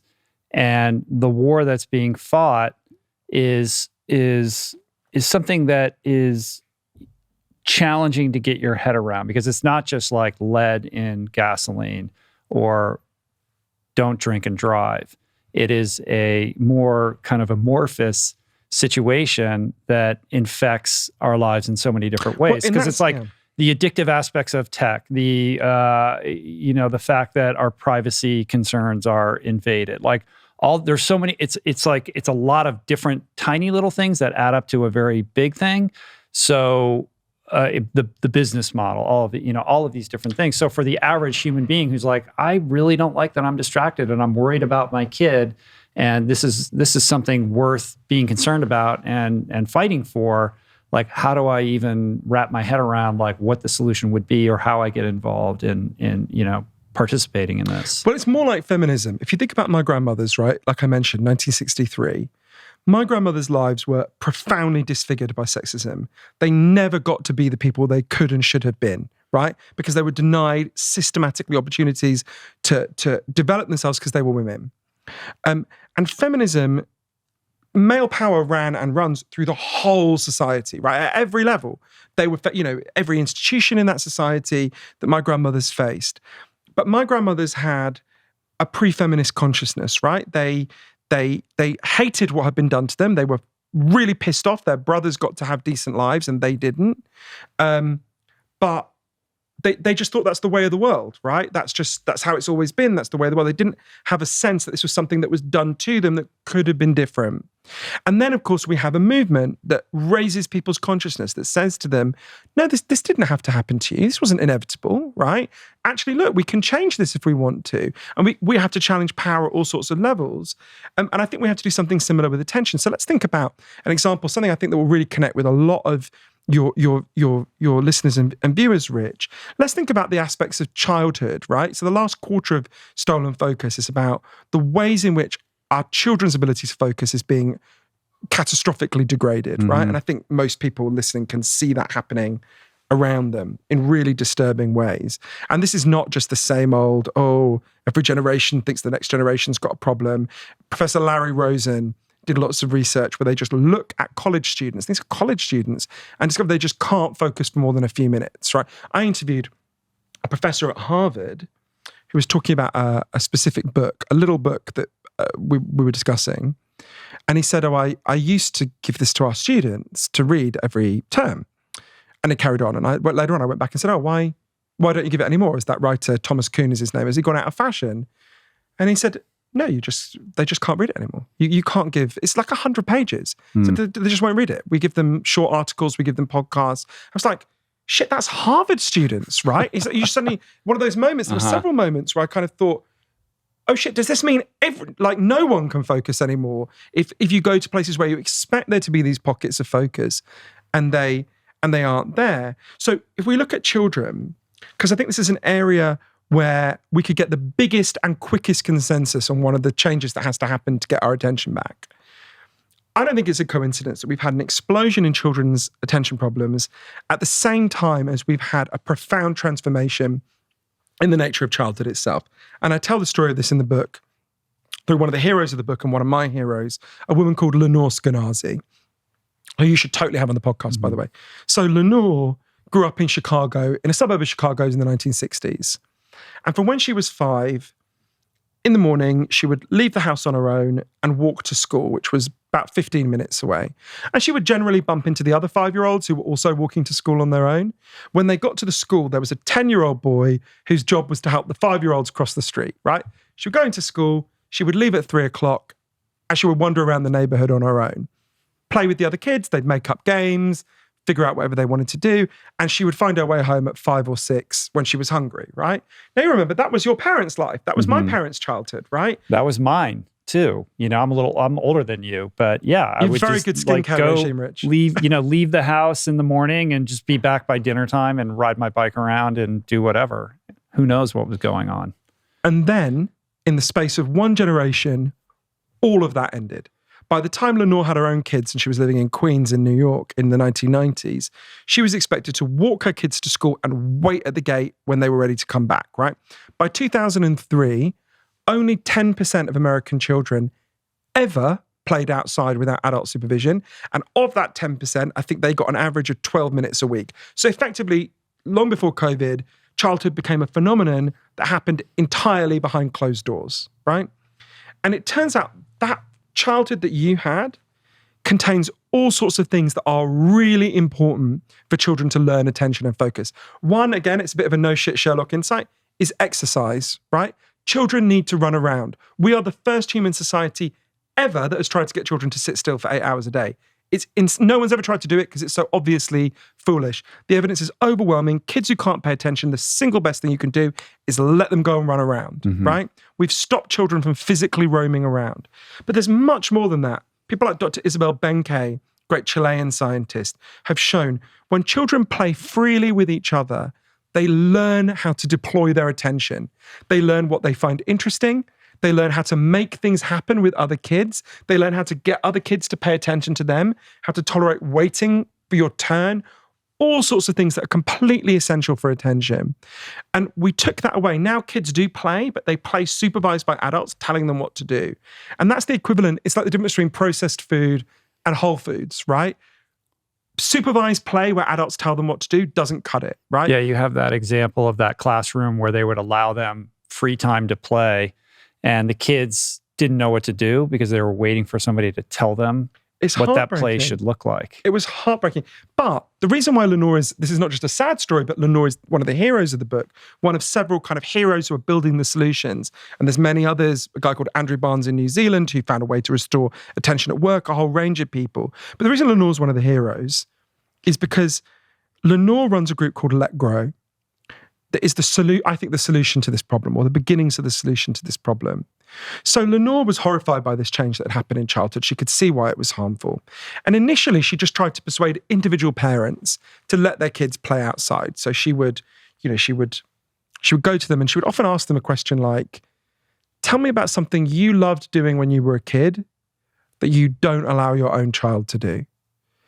And people would say, I went into the woods, I rode my bike by the cliffs. We can all think of something, right? But she found individual persuasion doesn't do it. Because if you're the only parent letting your kid out, they get frightened, you look crazy, and actually sometimes people ring the police, right, if they see children on their own now. So what she did, she runs this amazing group called Let Grow. I really recommend every parent and grandparent go to letgrow.org. What they do is they go to whole schools and whole communities and persuade the entire community to give their children increasing levels of independence, which rise up to playing freely with other kids on their own out of their homes. And I think of all the conversations I had for the book, there were loads that were really moving. I think the most moving was with a 14-year-old boy in Long Island who was part of a Let Grow program. So this boy, he was a big, strong, but he was taller than me, big, strong boy. And until this program had begun, I think just over a year before, he had never been allowed out of his house, right, on his own, ever. I asked him why. His parents didn't even let him go for a jog around the block. I asked him why, and he said, I'll never forget this phrase. He said, my parents were afraid of all these kidnappings. To give you a sense, this boy, he lives in a town where the olive oil store is across the street from the French bakery, right? And he had a level of fear that would be appropriate if he lived in Syria. And then this program began.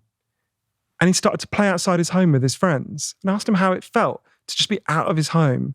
And he described how they played with each other. And then they went into the woods and they built a fort together. And he said, with real shock, he said, our cell phones don't work in the woods and we still go there, as if that was some mind-blowing thing.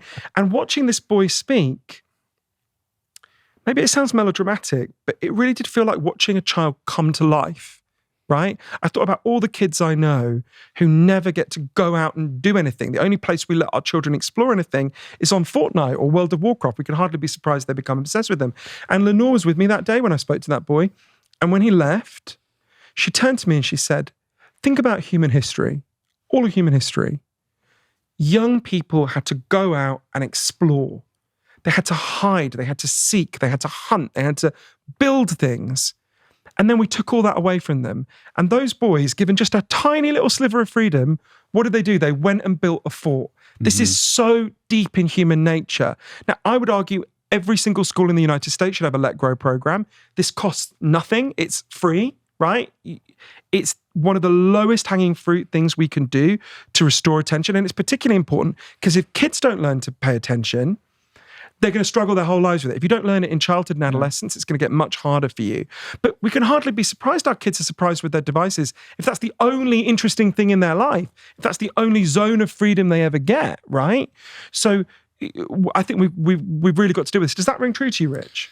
Yeah, 100%. I mean, I think that there's that narrow window of time where brain plasticity is at its peak. And that's the same moment where these young people are inuring themselves to habits around technology that are, basically destroying that ability to concentrate before they even get out of the gate and have opportunities to deploy it. And I think in the case that you just explained, what I was thinking about was the broader conversation and issue, which is this fear-based society that is driven by media and technology because those platforms are incentivized to provoke fear. So you have a kid who's afraid to go outside, whose relationship with the outside world is that of somebody who lives in Syria, who has an irrational fear of being kidnapped, driven by his parents, I'm sure, telling him it's not safe. So where is that coming from? Well, that's coming from media and technology, right? so the downstream implications of that is that the kid has an unhealthy relationship with the world. And I think all of this is being fomented by COVID, which is enhancing this idea that the world is a scary place, that if you go outside and you're not wearing a mask, you could die. Like for a young person, that relationship with the external world is really off the rails right now in so many ways. And a lot of your book was written kind of, you've put sort of pandemic pieces into it. But really, my sense was that the gravamen of it was researched and written in kind of a pre-pandemic state. I feel like all of these issues that you address in the book are really, even further complicated by what we've experienced these last 2 years. It really prepared me. Also, the last bit of the book is about COVID, but it really prepared me. I think the research I did before prepared me to understand something that happened to all of us under COVID. So I remember at the start of the pandemic, I was actually very ill at the start of the pandemic. I caught COVID before it was fashionable. And I remember very early, lots of people saying, those of us who did not have to do the heroic work of emergency workers and so on, saying, oh, we're going to be shut in our homes for a while. I'm going to read Tolstoy. I'm going to learn French on Duolingo. And you will have noticed no one read Tolstoy, no one learned French, right? In fact, people Googling, how do I get my brain to work, increased by more than 300%. And I think there's a reason why. There are many reasons why, but I think one reason why I think is really worth thinking about. So I had interviewed, and I was stressed she was not talking about COVID, this is before COVID, but I interviewed Dr. Nadine Burke-Harris, who's now the Surgeon General of California. And she said something to me that really helped me to understand this. She's done this huge amount of work on the research on the ways in which stress alters attention. And she said to me, imagine one day you're walking down the street and out of the blue, you were attacked by a bear and you survive.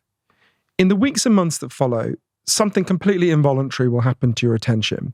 You're going to find it harder to, say, read a book because part of your brain will just be scanning the horizon for dangers, right? Something came out of the blue, so what else is going to come out of the blue and attack me? So your brain is scanning. It's called vigilance, right? Your brain is more vigilant to risk and danger. Okay, now imagine the bear attacked you again. A bear comes back and attacks you again, right? Likely and you survive again. In the aftermath of that, you're likely to go into a state called hypervigilance. Hypervigilance is where you can't focus on things that are in front of you because your brain is so primed for risk and danger. Kids who've been through severe trauma very often are in a state of hypervigilance, right? And there was a child psychiatrist in Australia, in Adelaide, called Dr. John Giordini, who said something to me about this that helped me to think about this. He said, deep focus is a really good strategy when you're safe. Sit down and read a book, you'll grow, you'll know more stuff, you'll be smarter. Deep focus is a really dumb strategy if you're in danger. You'd be a fool to sit, at the Battle of the Somme reading a novel, you're going to be shot, right? So when we're plunged into unsafe situations, our attention will flip, right? It's not that you're not paying attention, but you're paying attention to the detection of risk. And I think in the situation we're in with COVID, there's lots of things that have happened that have affected our attention, but the bear came back, right? The bear came back twice more times. I think anyone who's struggling to focus in a global pandemic, I would say, it's not your fault, right? You actually, what your brain is doing is trying to protect you from risk. There's the risk of the virus, there's the risk of the changes to our lives, which have been unprecedented and extremely weird and disorientating. There's the risk of our sense of the future being profoundly disrupted. There's lots of other factors that have played out as well that we can talk about. So I think what's happened is we've been plunged into a state of hypervigilance. I also think that can help us to understand more widely about what stress in more normal times does to our focus. Stress really damages your ability to pay attention, which is why I go through lots of things in the book that we can do to reduce stress both individually and collectively, because anything that reduces stress improves the ability to focus deeply. Yeah. Can I mention something you mentioned before, though, Rich, about, could you come back to, was another thing you said about the way technology encourages this fear. Do you mind if I talk a little bit about that? Yeah. Because it's really important to understand this. Of all the things I learned, this to me was one of the most revelatory and helped me to understand a lot of the things that have happened in the world in the last 5 years. So this, to a large degree, not entirely, but to a large degree, is the result of what we were talking about in relation to the business model. So we've got a business model where the algorithms are all primed to figure out what will keep rich scrolling, right? That's it. That's all the algorithm is detecting, constantly figuring it out. What kind of posts keep rich scrolling and what kind of posts make rich put down the app, right? Constantly figuring that out. And unfortunately, and this was not, to be fair to them, the intention of anyone at Facebook, TikTok, any of these sites, those algorithms bumped into a deep human psychological truth that's actually been known about by psychologists for more than 100 years, which is called negativity bias. It's very simple. You will stare longer at something that makes you angry and upset than you will at something that makes you feel good. Anyone who's ever seen a car crash on the highway knows how that works. You stared longer at the mangled car wreck than you did at the pretty flowers on the other side of the street. This is very deep in human nature. 8-week-old babies will stare longer at an angry face than a happy face. It's probably for a very good reason in our evolution. Our ancestors who were looking out for risk got to be our ancestors and the other ones got eaten. That's a slightly crude way of putting it, but you know what I mean. But when you have a business model designed to keep people scrolling that bumps into negativity bias, it produces a horrific outcome. So let's imagine 2 teenage girls who go to the same party and leave to go home on the same bus. And one of them does a status update where she says, "That was a great party. I had a great time. Everyone looked good." And the other teenage girl goes, "Karen was a fucking skank at that party and her boyfriend's a prick," and just does a rant against everyone there, right? The algorithm scans, it looks for words relating to anger and outrage. It'll put the first update into some people's feed. It'll put the second update into way more people's feed because it knows if it's enraging, it's engaging, it will keep people scrolling. More people go, "What do you mean Karen's a skank? You're a skank." You can see how the conversation will go. Now that is bad enough at the level of teenage girls we can see what's happening to teenage girls' mental health. Professor Jill Twenge has done very good research. Sorry, I've said her name wrong. Professor Jean Twenge has done very good research on this. But think about that effect when it's applied to our whole society. Right? When we are all plugged into machinery that makes us angrier and angrier and angrier. We know what the effect is because we just have to turn on the news, right? We become a society where we can't listen to each other, where we are constantly screaming at each other, where everyone is, the center is collapsing and people are going to greater and greater extremes. When Brazil elected a far-right president, Jair Bolsonaro, who's destroying the Amazon rainforest, which will affect us all, his supporters on election night outside at the rally, they chanted, "Facebook, Facebook, Facebook," because they knew that the algorithms had privileged Jair Bolsonaro, boosted him, massively helped him, and had been one of the key factors, not the only one, in his election. So you're totally right that negative, and not only do we know this from the scientists who studied it, we know it from Facebook themselves. After the Brexit referendum in Britain, where Britain shockingly voted to leave the European Union, Facebook got their own internal data scientists, and after the election of President Trump, Facebook got their own internal data scientists to figure out, did we play a role in the polarization and the damage to collective attention that led to this? And what did they find? Their own data scientists talked about all these factors, and they said, it was really striking what they said. They said that it was inherent to the current business model to drive polarization and make people angrier. And the only solution was for them to abandon the current business model. They even warned a third of all the people in Germany who had joined neo-Nazi groups had joined because Facebook's algorithm had specifically recommended it. You might want to join, it said, followed by a neo-Nazi group. Now, even when they were told that, Facebook haven't significantly changed their model, right? So they're not going to change it on their own any more than the lead industry was one day going to go, "You know what, guys, I think we've just made enough money. Let's not poison kids anymore." They had to be made to do it by a movement. We've got to make these forces. Of course, we can protect ourselves as much as possible, but we've got to stop these forces because you can again see how you as an individual can opt out of that. I can go to Provincetown for 3 months, but I'm still living in a society where everyone else is being made angrier and angrier and angrier, right? So even if you can individually protect yourself, if the effect on the society is so catastrophic, then you've got to be engaged in collective action as well. Yeah, education is such a big piece in this. When you were telling that story, I was reflecting on when Zuckerberg went to testify before Congress, and I can't remember which which senator or God, congressman that asked him, painful like, clip, yeah. like, how do you make your money? Like, they don't even understand what the model is, let alone have the tools or experience to figure out what's so terribly wrong about what's happening right now so that we can course correct it. Yeah, but the thing to understand about that is Rebecca Solnit, the writer, said, politicians are weather vanes and it's our job to be the weather, right? Of course, these imbecile senators who are asking these ludicrous questions. I mean, it was literally almost like, I can't get into my phone. Can you tell me the code was the level of the questioning. They're never going to. But think about every change that's ever happened. It didn't happen because people at the top suddenly had some awakening one day. It happened because ordinary people made them do it, right? Think about, again, when I get pessimistic about this, I'm conscious that we're talking a lot. I do talk a lot about individual changes in the book as well. I'm conscious we're talking a lot about these big changes, which is absolutely the right place to drive the conversation. And I'm conscious that can make a lot of people feel, people listening and watching don't need me to tell them. We're in a culture where it's very hard for us to do anything collectively. And I mentioned my grandmother's, but I would give another example that I go to a lot when I feel pessimistic about this. So a great friend of mine is the writer Andrew Sullivan. Mm-hmm. He's the Andrew that you're... Yeah, in Provincetown. I was like, that's definitely Andrew Sullivan. Yeah. And he's an amazing person. And so in 1994, Andrew was diagnosed as HIV positive at the height of the AIDS crisis, when, as far as he knew, that was a death sentence. No one thought there was any hope in sight.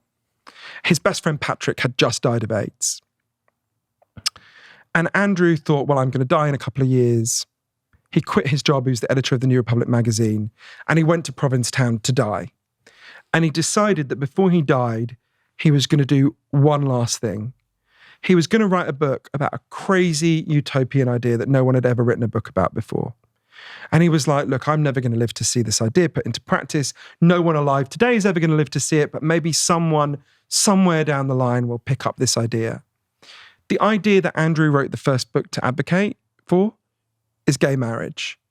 And when I get depressed, I imagine going back in time to Provincetown to 1994, when Andrew was writing his book, Virtually Normal, and saying to him, okay, Andrew, you're not going to believe me, but 26 years from now, A, you'll be alive. That would have blown his mind.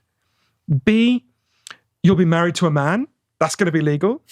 C, I'll be with you when the Supreme Court of the United States quotes this book you're writing now, when it makes it mandatory for every state in the United States to introduce gay marriage rights. And the next day, you'll be invited to a White House lit up in the colors of the rainbow flag to have dinner with the president to celebrate what you and everyone and so many other people have achieved. Oh, and by the way, that president, he's going to be black, right? It would have sounded like preposterous, like me saying to you, so Rich, 26 years from now, we'll be invited to smoke crack with a trans president in the Oval Office, right? It would have seemed, not that we want that. I mean, the trans president, yes, not the crack. But you can see how that would have seemed ludicrous then. It happened because enough people banded together, they fought for it, they appealed to other people in a spirit of love and compassion. And I absolutely believe this is an easier fight than that. We had 2,000 years of homophobia that had to be overcome. These problems are really recent, right? And homophobia, dreadful though it is, affects a very small minority of people. This stuff affects everyone to some degree, right? So the potential coalition is everyone except Mark Zuckerberg, right? That's a pretty big coalition. I absolutely believe we can do this, and I think we need to do it because these trends are getting worse, right? Do we want to be in a position where a few years from now we look back nostalgically on the time when the average American office worker focused on only one task for 3 minutes, right? There's a limit beyond which we can't go. So I am optimistic about the capacity to fight back on this, but we have to decide to do it, right? It's not going to just passively happen. No Messiah, no attention Messiah is going to come to save us. We have to do this ourselves. Yeah, beautifully put, but I think it's important to understand that there is a level of apathy around this because it's almost as if we've been all cajoled into this waking dream. Like we've all voluntarily signed up for this level of enslavement.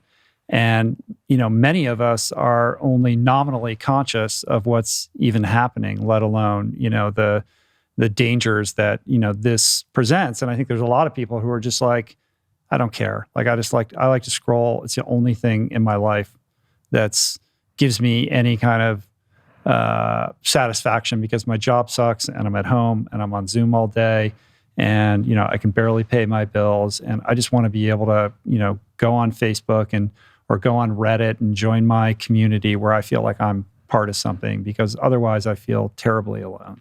I think this, Mark Maron, the comedian, said every Facebook status update could be boiled down to the underlying sentiment, will someone somewhere please acknowledge I exist? And I think you've gone to a deeper layer of the conversation. I'm really glad you bring that up, Rich. And this relates to the book we talked about last time, our previous books, Chasing the Scream and Lost Connections, which were about addiction and depression. Right. There's this irony with Lost Connection and what you're talking about now, because what's driving all of this is this desire to be connected. And it is that impulse that ultimately is driving us apart and putting distance between us and the connection that we seek. I think what we're getting is a kind of parody of connection.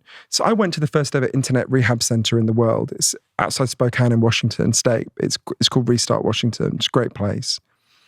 And I spent a lot of time talking. They get all kinds of people there, but they disproportionately get young men. And they're often young men who become obsessed with either porn or multiplayer online role-playing games. And it was so interesting speaking to these young men, and then later going out with Dr. Hilary Cash, who's the co-founder of this place. And her saying to me, you've got to ask yourself, what do these young men get out of these games?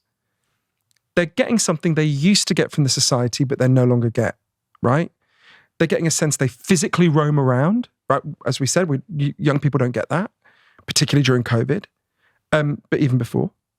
They get a sense they're good at something. We have created a society where young men are made to feel incompetent by the school system. They don't feel they're good at anything. They get a feeling that people see them, right? Other people are watching you when you're playing the game. It's a profoundly lonely society. 41% of Americans agree with the statement, no one knows me well. But I think what they're getting is a kind of parody of connection. And it was interesting talking to her about this after I've been speaking to these young men about how they're obsessed with porn. Because in a way, I think the relationship between social media and social life is a bit like the relationship between porn and sex, right? I'm not anti-porn. Porn will meet a certain basic itch. But if your entire sex life consisted of jerking off over porn, you'd be going around kind of pissed off and irritated a lot of the time, because we didn't evolve to jerk off over screens. We evolved to actually have sex. And no one feels, satisfied after they've spent an hour looking at Pornhub compared to how they feel after an hour of having sex, at least if it goes right. And in a similar way, there's a misalignment between us. This appeals to the part, just like porn appeals to the part of us that wants to have sex. This stuff appeals to the part of us that is craving connection, but it offers us a kind of misaligned parody of it. But this connects to a wider thing, that the first thing you and I ever talked about, Rich, when we first met, which is about addiction, right? So the deeper thing you're getting at, those people saying, this is all I've got, I think that's really true, which is why part of what's happening is that this technology addiction is a symptom of, I would argue, all addiction to some degree. The core of addiction is about not wanting to be present in your life because your life is too painful a place to be, right? That's true whether you're addicted to gambling, heroin, alcohol, whatever it might be. And we've talked before, but I think it's worth thinking about this in relation to, so obviously I wrote a book called Chasing the Scream, and I gave a TED talk about this, that we had a lot of addiction in my family, which is why this was so important to me. And the 3 years I spent researching addiction, which actually started exactly 10 years ago, which blows my mind, my whole attitude towards addiction was profoundly transformed by a scientist I got to know and love, a man named Professor Bruce Alexander. So let's choose heroin addiction because that was close to me. If you had asked me when I started doing the research for Chasing the Scream, what causes heroin addiction, I would have looked at you like you were a fool. And I would have said, well, Rich, the clue's in the name, right? Obviously, heroin causes heroin addiction. We've been told this story for 100 years. It's become totally part of our common sense. I thought I'd literally seen it play out in front of my eyes. We think if we kidnapped the next 20 people to walk past this studio here in LA, and we injected them all with heroin every day for a month, like a villain in a Saw movie, at the end of that month, they'd all be heroin addicts for a simple reason. There's chemical hooks in heroin that their bodies would start to desperately physically crave. And at the end of that month, they'd have this tremendous physical hunger for the drug, right? That's why we call it being hooked, right? It's a craving for the chemical hooks. It turns out that's true. Chemical hooks are real, but they're a very small part of what's going on in addiction. And one of the ways we know that, there's many reasons, but this was discovered by a man named Professor Bruce Alexander, who I interviewed in Vancouver, who changed my life, actually. And Professor Alexander explained to me this story we have in our heads about addiction, that it's caused primarily or entirely by the chemical hooks, comes primarily from a series of experiments that were done earlier in the 20th century. They're really simple experiments. Your viewers can try them at home if they're feeling a little bit sadistic. You probably shouldn't. You take a rat, you put it in a cage, and you give it 2 water bottles. One is just water, and one is water laced with either heroin or cocaine. If you do that, the rat will try both. It'll almost always prefer the drugged water, and it'll almost always kill itself by overdosing within a couple of weeks. So there you go. That's our story. The rat tries the drugs, gets adapted to the chemical hooks, wants more and more of them, kills itself. But Professor Alexander came along in the 70s and said, hang on a minute. You put the rat alone in an empty cage. It's got nothing that makes life meaningful for rats except these drugs. What would happen if we did this differently? So he built a cage that he called Rat Park, which is basically heaven for rats. They've got loads of friends, they've got loads of cheese, they can have loads of sex, they've got loads of coloured balls. Anything a rat finds meaningful in life is there in Rat Park. And they've got both the water bottles, the normal water and the drug water. And of course they try both. This is the fascinating thing. In Rat Park, they don't like the drug water. They hardly ever use it. None of them ever use it compulsively. None of them ever overdose. So you go from almost 100% compulsive use and overdose when they don't have the things that make life worth living, to no compulsive use and overdose when they do have the things that make life worth living. This is why I talk about how the opposite of addiction is connection. But if we apply that to what you're talking about, you're absolutely right. There's a lot of people who are in the equivalent of that first cage. The only thing they've got in this analogy, if they're in the isolated cage and they've got not the drugged water, but the phone, right? Which at least is something, some connection to the world, right? So you're absolutely right. We've got to deal with these factors around the technology and the wider factors that are lowering our immune system that could resist the technology. But we've also got to deal with a society where most people don't want to be present, right? Where everyone watching knows they have natural physical needs. Obviously, you need food, you need water, you need shelter, you need clean air. If I took those things away from you, you'd be in real trouble real fast. But there's equally strong evidence that all human beings have natural psychological needs. You need to feel you belong. You need to feel your life has meaning and purpose. You need to feel that people see you and value you. You need to feel you've got a future that makes sense. And this culture we built is good at lots of things. I'm glad to be alive today, but we've been getting less and less good at meeting these deep underlying psychological needs. And of course, that will create a culture where a lot of people can't bear to be present and they will look for ways to not be present. And for some of them, it'll be opioids. We can look at where are the places that have the highest level of opioid addiction. There are places where there is depression is highest, where people have been deprived of their needs most. For some people, it'll be porn. For some people, it'll be obsessively being on TikTok. For some people, it'll be cocaine. But we have to get to the core of why they don't want to be present in their life. All addiction is a symptom of a wider problem, right? So I think you're absolutely right. It's why, in a way, I think Stolen Focus needs to be put together with my previous book, Lost Connections, and the one before that, Chasing the Scream. It's why I sort of think of them as a kind of weird trilogy, which makes me sound like I'm saying I'm George Lucas, which I know sounds weird. But you know what I mean? That I think there's connections between all of these things. Yeah, I mean, there is a matrix there. Mental health, addiction, and our ability to be present in our lives, which is what focus is in many ways, or a subset of it is. Are certainly interdependent. But can I come back to something you said before, though, Richard? Just one promise a very short thing. So you said that people are apathetic, and I totally understand why you say that. I think it's slightly different. It reminds me of something the writer Susan Sontag said once. She was talking about compassion fatigue. She was talking about the history of when people see photographs of atrocities in wars, right? And a lot of people say, at first when people saw images from Auschwitz, they were completely shocked. But now we've got compassion fatigue from looking at these images. And she said, it's not the compassion that causes the fatigue. It's the sense that there's nothing you can do about it. If you think there's nothing you can do about it, then you become apathetic and numb. Mm-hmm. But if you feel that you can do something about it, actually you get as upset as the first time you saw it, right? In the same way, I think you're right that we're apathetic, but we're apathetic because we don't feel we have any agency. And I'm trying to say to people, we absolutely do have agency over this. I think the agency issue is important. I mean, I think, how do I say this?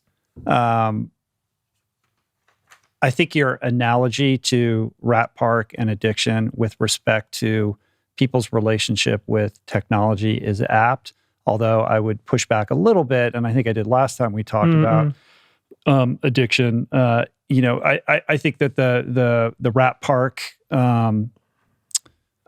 study and analogy is limited in certain respects. I think addiction is a lot more complicated than that. I mean, everyone agrees with that. Yeah, of course. Like it's too simplistic to say, all right, if I'm feeling connected to people, then I'm not going to choose cocaine. Like I've spent 25 years in recovery and have seen a lot of people who work very hard to create those connections that have been lost and still struggle and relapse and don't find their way back. Totally. So, and it's not just about being connected to people, it's being about connected to all of your psychological needs. Yeah. Yes. But I do think you're absolutely correct in that people feel like they don't have agency. And part of that lack of agency is being fueled by a lack of opportunity. So layered on top of that, COVID and all the kind of duress that has, exposed us to, I think there's legions of people out there who feel somewhat hopeless and really struggle to find something that they can connect with that gives their life a sense of meaning, purpose, and direction. And it's tricky. People say, I don't know what my passion is. I don't know what my purpose is. I try this, I try that. I can't really find it. It's very difficult to guide that person. And I think it's, somewhat, what's the right word? Not irresponsible, but just sort of like insufficient to just say, well, try a bunch of things, or, I trust you that you'll find it. And I think what happens over time with COVID really truncating people's ability to kind of explore other avenues for their life is that there is a sense of desperation that ensues that makes it even more difficult to lift yourself out of that fog or put the phone down or stop playing the game or get off the porn. And it becomes this prison that becomes very difficult for people to break out of. I think that's true. And I think we have to look at the deeper reasons for that. So if we think about, you just talked about a really important one, Rich, which is about our ability to create meaning and find meaning. And I think there's a kind of structural thing that's happening to us, which is the destruction of our ability to, or the profound corrosion of our ability to construct meaning. I wrote about this in Lost Connections. I know we touched on it a little bit last time we spoke, but everyone knows that junk food has taken over our diets and made us physically sick, right? As you can see from my chins, I'm not immune to that myself.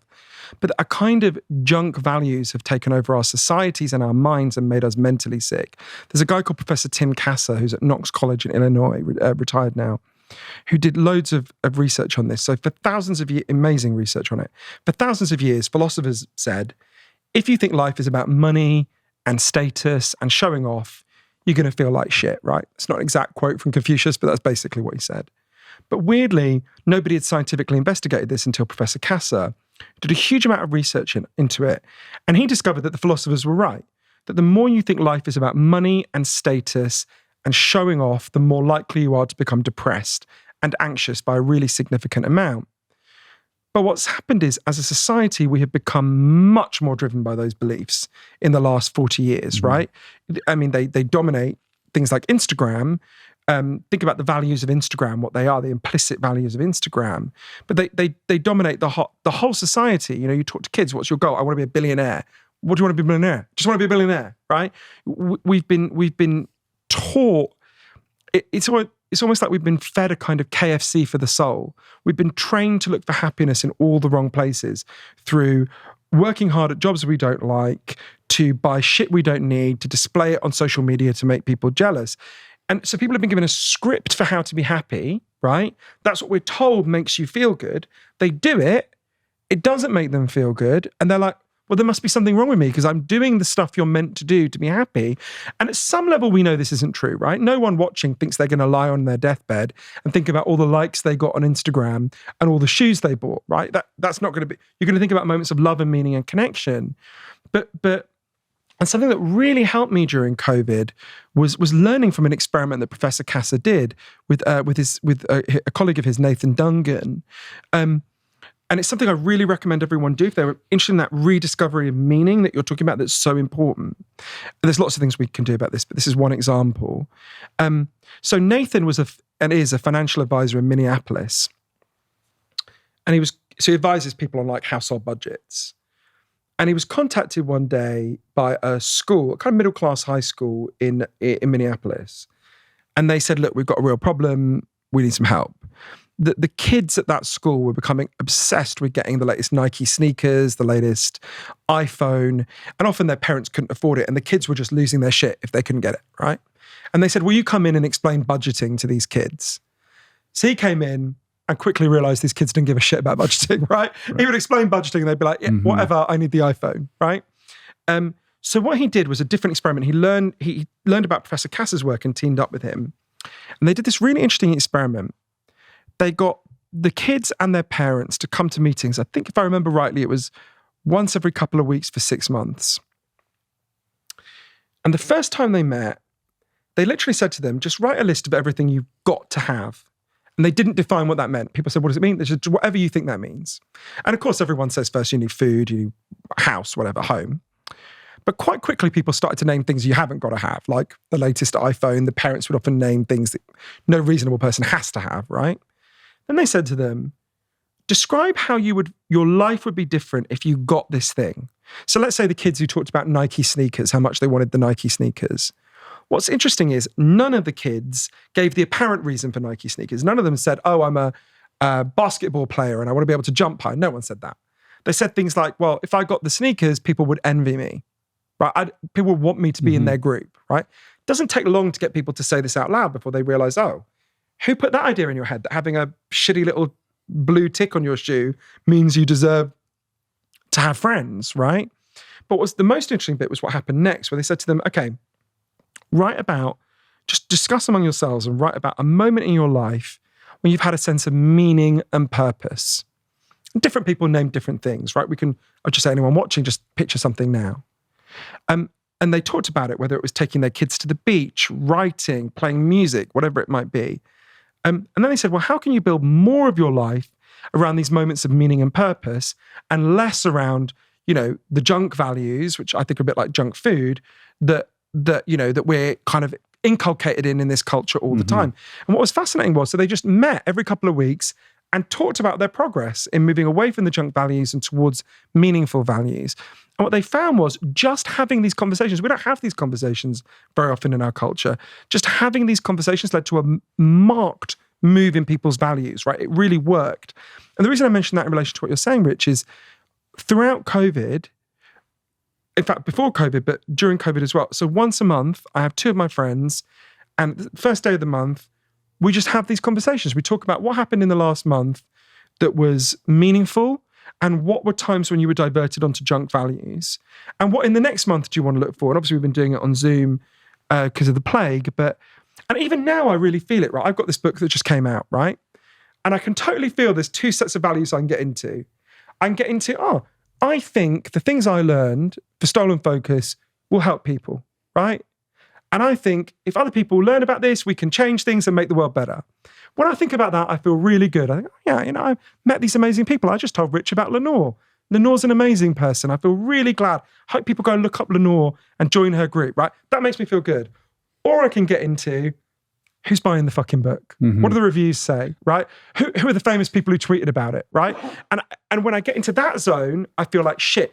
Even when the news is good, right? Even when it's like, a book's selling really well. Oh, this famous person just tweeted about it. Even then, I feel like shit because that's a junk value, right? It doesn't mean anything, right? Whereas the meaningful stuff is, this person might be helped by this thing. That's meaningful. Right. The ego stuff is not going to help me, But right? the problem is the ego stuff and the junk value stuff is so intoxicating. It's the difference. It's the way that it has the pull and the allure of the junk food where the fruits and the vegetables don't give you, they don't, there isn't like, that magnetic pull to them. And that's the war that you have to wage. And that's the battle. I think there's 2 layers to that, isn't there? you're totally right. There's a degree to which this is just a perennial human problem that will always exist, right? There's always the temptation of ego and the temptation of, meaning, right? More meaningful things. But I also think that the way Professor Kasser put it to me is we live in a machine that is designed to get us to neglect what is important about life, right? So there's all this evidence. Exposure to advertising makes you more egotistical, right? And we are bombarded with advertising. More 18-month-old children know what the McDonald's M means than know their own last name in this country, right? So you think about from when we're very young, we're fed this script. So there's a degree to which it's a perennial human problem. It will always be a problem and always a struggle. But then in the environment in which we currently live, we're fucking loaded towards the bad choice, right? Mm-hmm. Whether it's junk food, the constant distraction, or the junk values. We're living in an environment that is pushing us in so many ways towards the things that at some level we know are not good for our attention, our depression, our addiction. Yeah. Well, let's pivot. We got to sort of land this plane in a few minutes here. So let's pivot to some things that people can do who are struggling with this. And I think this is a universal thing, especially parents who are watching their kids and feel powerless around, like, how do I get my kid to put this thing down and get them outside? How do I take better control of my own habits? We can fight the war on the systemic front, but what can I do, now and today that could improve the quality of my life? So yeah, maybe some things that people can take home and implement. So I go through dozens of things in the book. I would say buy a K-Safe. These people should so be paying me commission because they should make a special Johan Hari K-Safe that's like branded for you. With my face on it. Yeah. Genius. I love that. Yeah. Buy a K-Safe and crucially model the good behavior for your kids, right? Every night, all of you sit down for dinner and all of you put your phones in the K-Safe, right? And lock it away for an hour. It's really difficult at first, right? I won't watch a film with my boyfriend unless we're both in prison our phones, like I said before. But I tell you what, teenage daughters, the pleasures of focus. Teenage daughters, but Johan. They can take an hour. I've got my niece, believe me, I've had this fight with her. But the pleasures of focus are so much greater than the pleasures of this bullshit, right? It's a muscle you have to strengthen. So I would say buy K-Safe, install Freedom on your laptop. It will cut you off either from specific websites, say you've got a problem with Twitter, or from the entire internet. I've got Twitter permanently blocked on my phone. I can never look at it. I have an assistant where if I want to send texts, tweets, I send them to hers. I treat it like a radioactive zone, like Chernobyl or something. I don't go near it, right? Or very rarely. So install Freedom on your phone. Change the way you eat. If you eat oatmeal in the morning, your attention will be much better than if you eat my preferred breakfast of a sausage and egg McMuffin, right? So change the way you eat. Prioritize sleep, right? Sleep is the single best thing you can do for your attention. When you're sleeping, you're repairing. Let your brain repair. Massively prioritize sleep. There's Dr. Seisler told me a really interesting piece of research that's really helped me. It's called this. It's something he discovered. It's called the second surge of energy.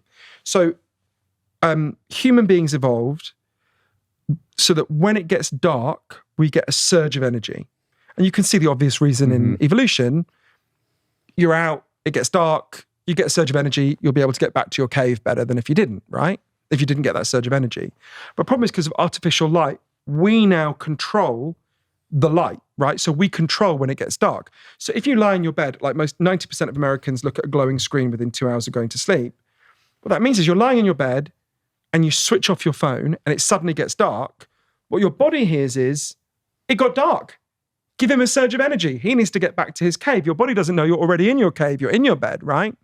So really restrict the amount of artificial light you are exposed to in the 2 hours before you go to sleep. And the way I discipline myself to do that is I put my phone in my K-Safe. Sorry to bore on about this, but because if I'm lying there in bed and I'm like, oh shit, there was that one email, I should have answered it. It's very hard in that moment to restrain yourself. But if you've locked the phone away, you either go, I want email, I guess I'll have to answer it tomorrow morning then. You know, not the end of the world, right? I'm not the president of the United States. I don't need to give orders if Russia invades Ukraine, right? The world can wait for me. I would say that. I mean, obviously I go through many, many things. But yeah, there's all sorts of things, very practical changes that we can make in our lives right away that can do that. I would say when you can't focus, don't go into the spiral of recrimination that I used to do. Why are you lacking in willpower? Why aren't you strong enough? Instead, create the conditions for a flow state, right? set yourself aside from it, create the conditions for a flow state that we talked about before. So there's all sorts of really big changes that we can make in our own individual lives that will hugely help. And the great thing about that is it's a bit like the pleasure you get when you lose weight, which is you really start to see the benefits, right? You see the benefits very quickly, and the pleasures of focus are so great. You get to have proper conversations where you look into people's eyes and listen to them. You get to read books. Mm-hmm. You get to think deeply about the world. You get to let your mind wander. And when your mind wanders, it processes things that happened in the past, anticipates the future. It makes sense. It's these connections between things. These are such deep human needs that we've been deprived of. People can feel this is stunting our lives. And when you try the alternatives, even tentatively, it's hard, right? I talked about the crash I had in Provincetown. It's hard, but when you get through that initial hump, that challenge, the benefits are enormous. Focus is essential to having a good life. If you're starved of focus, you, like we said before, it's so much harder to achieve your goals in life. Attention is like a form of light that illuminates your life. When you get to it, it's an amazing feeling. Beautifully put. Hooray. I love it. One thing though, can somebody please invent a better dumb phone than the Jitterbug? Because I would buy that thing, right? Like somebody, like all I want on my phone, I need to be able to make phone calls.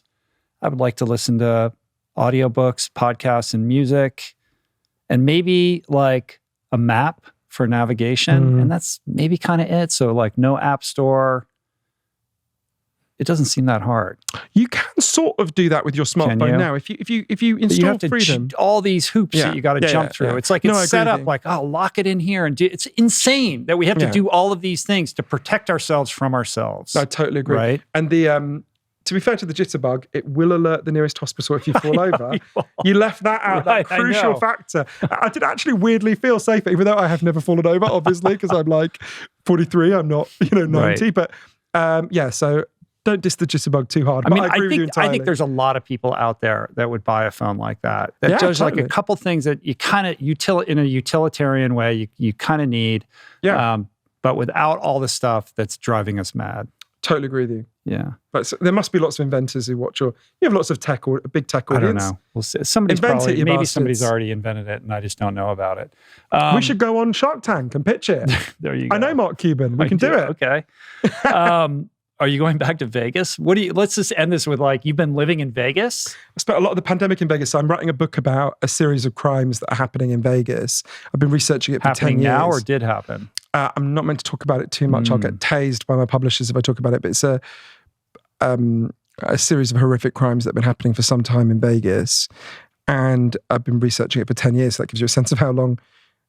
And it's been a very weird place to spend the pandemic, I was saying to you before, partly because you're surrounded by people whose response to a global pandemic is to say, well, this is the perfect time to go to Vegas. Mm-hmm. So, I love Vegas. It's an incredible place. And it's, and the people there who I'm writing about are people who are very close to my heart and very special people to me.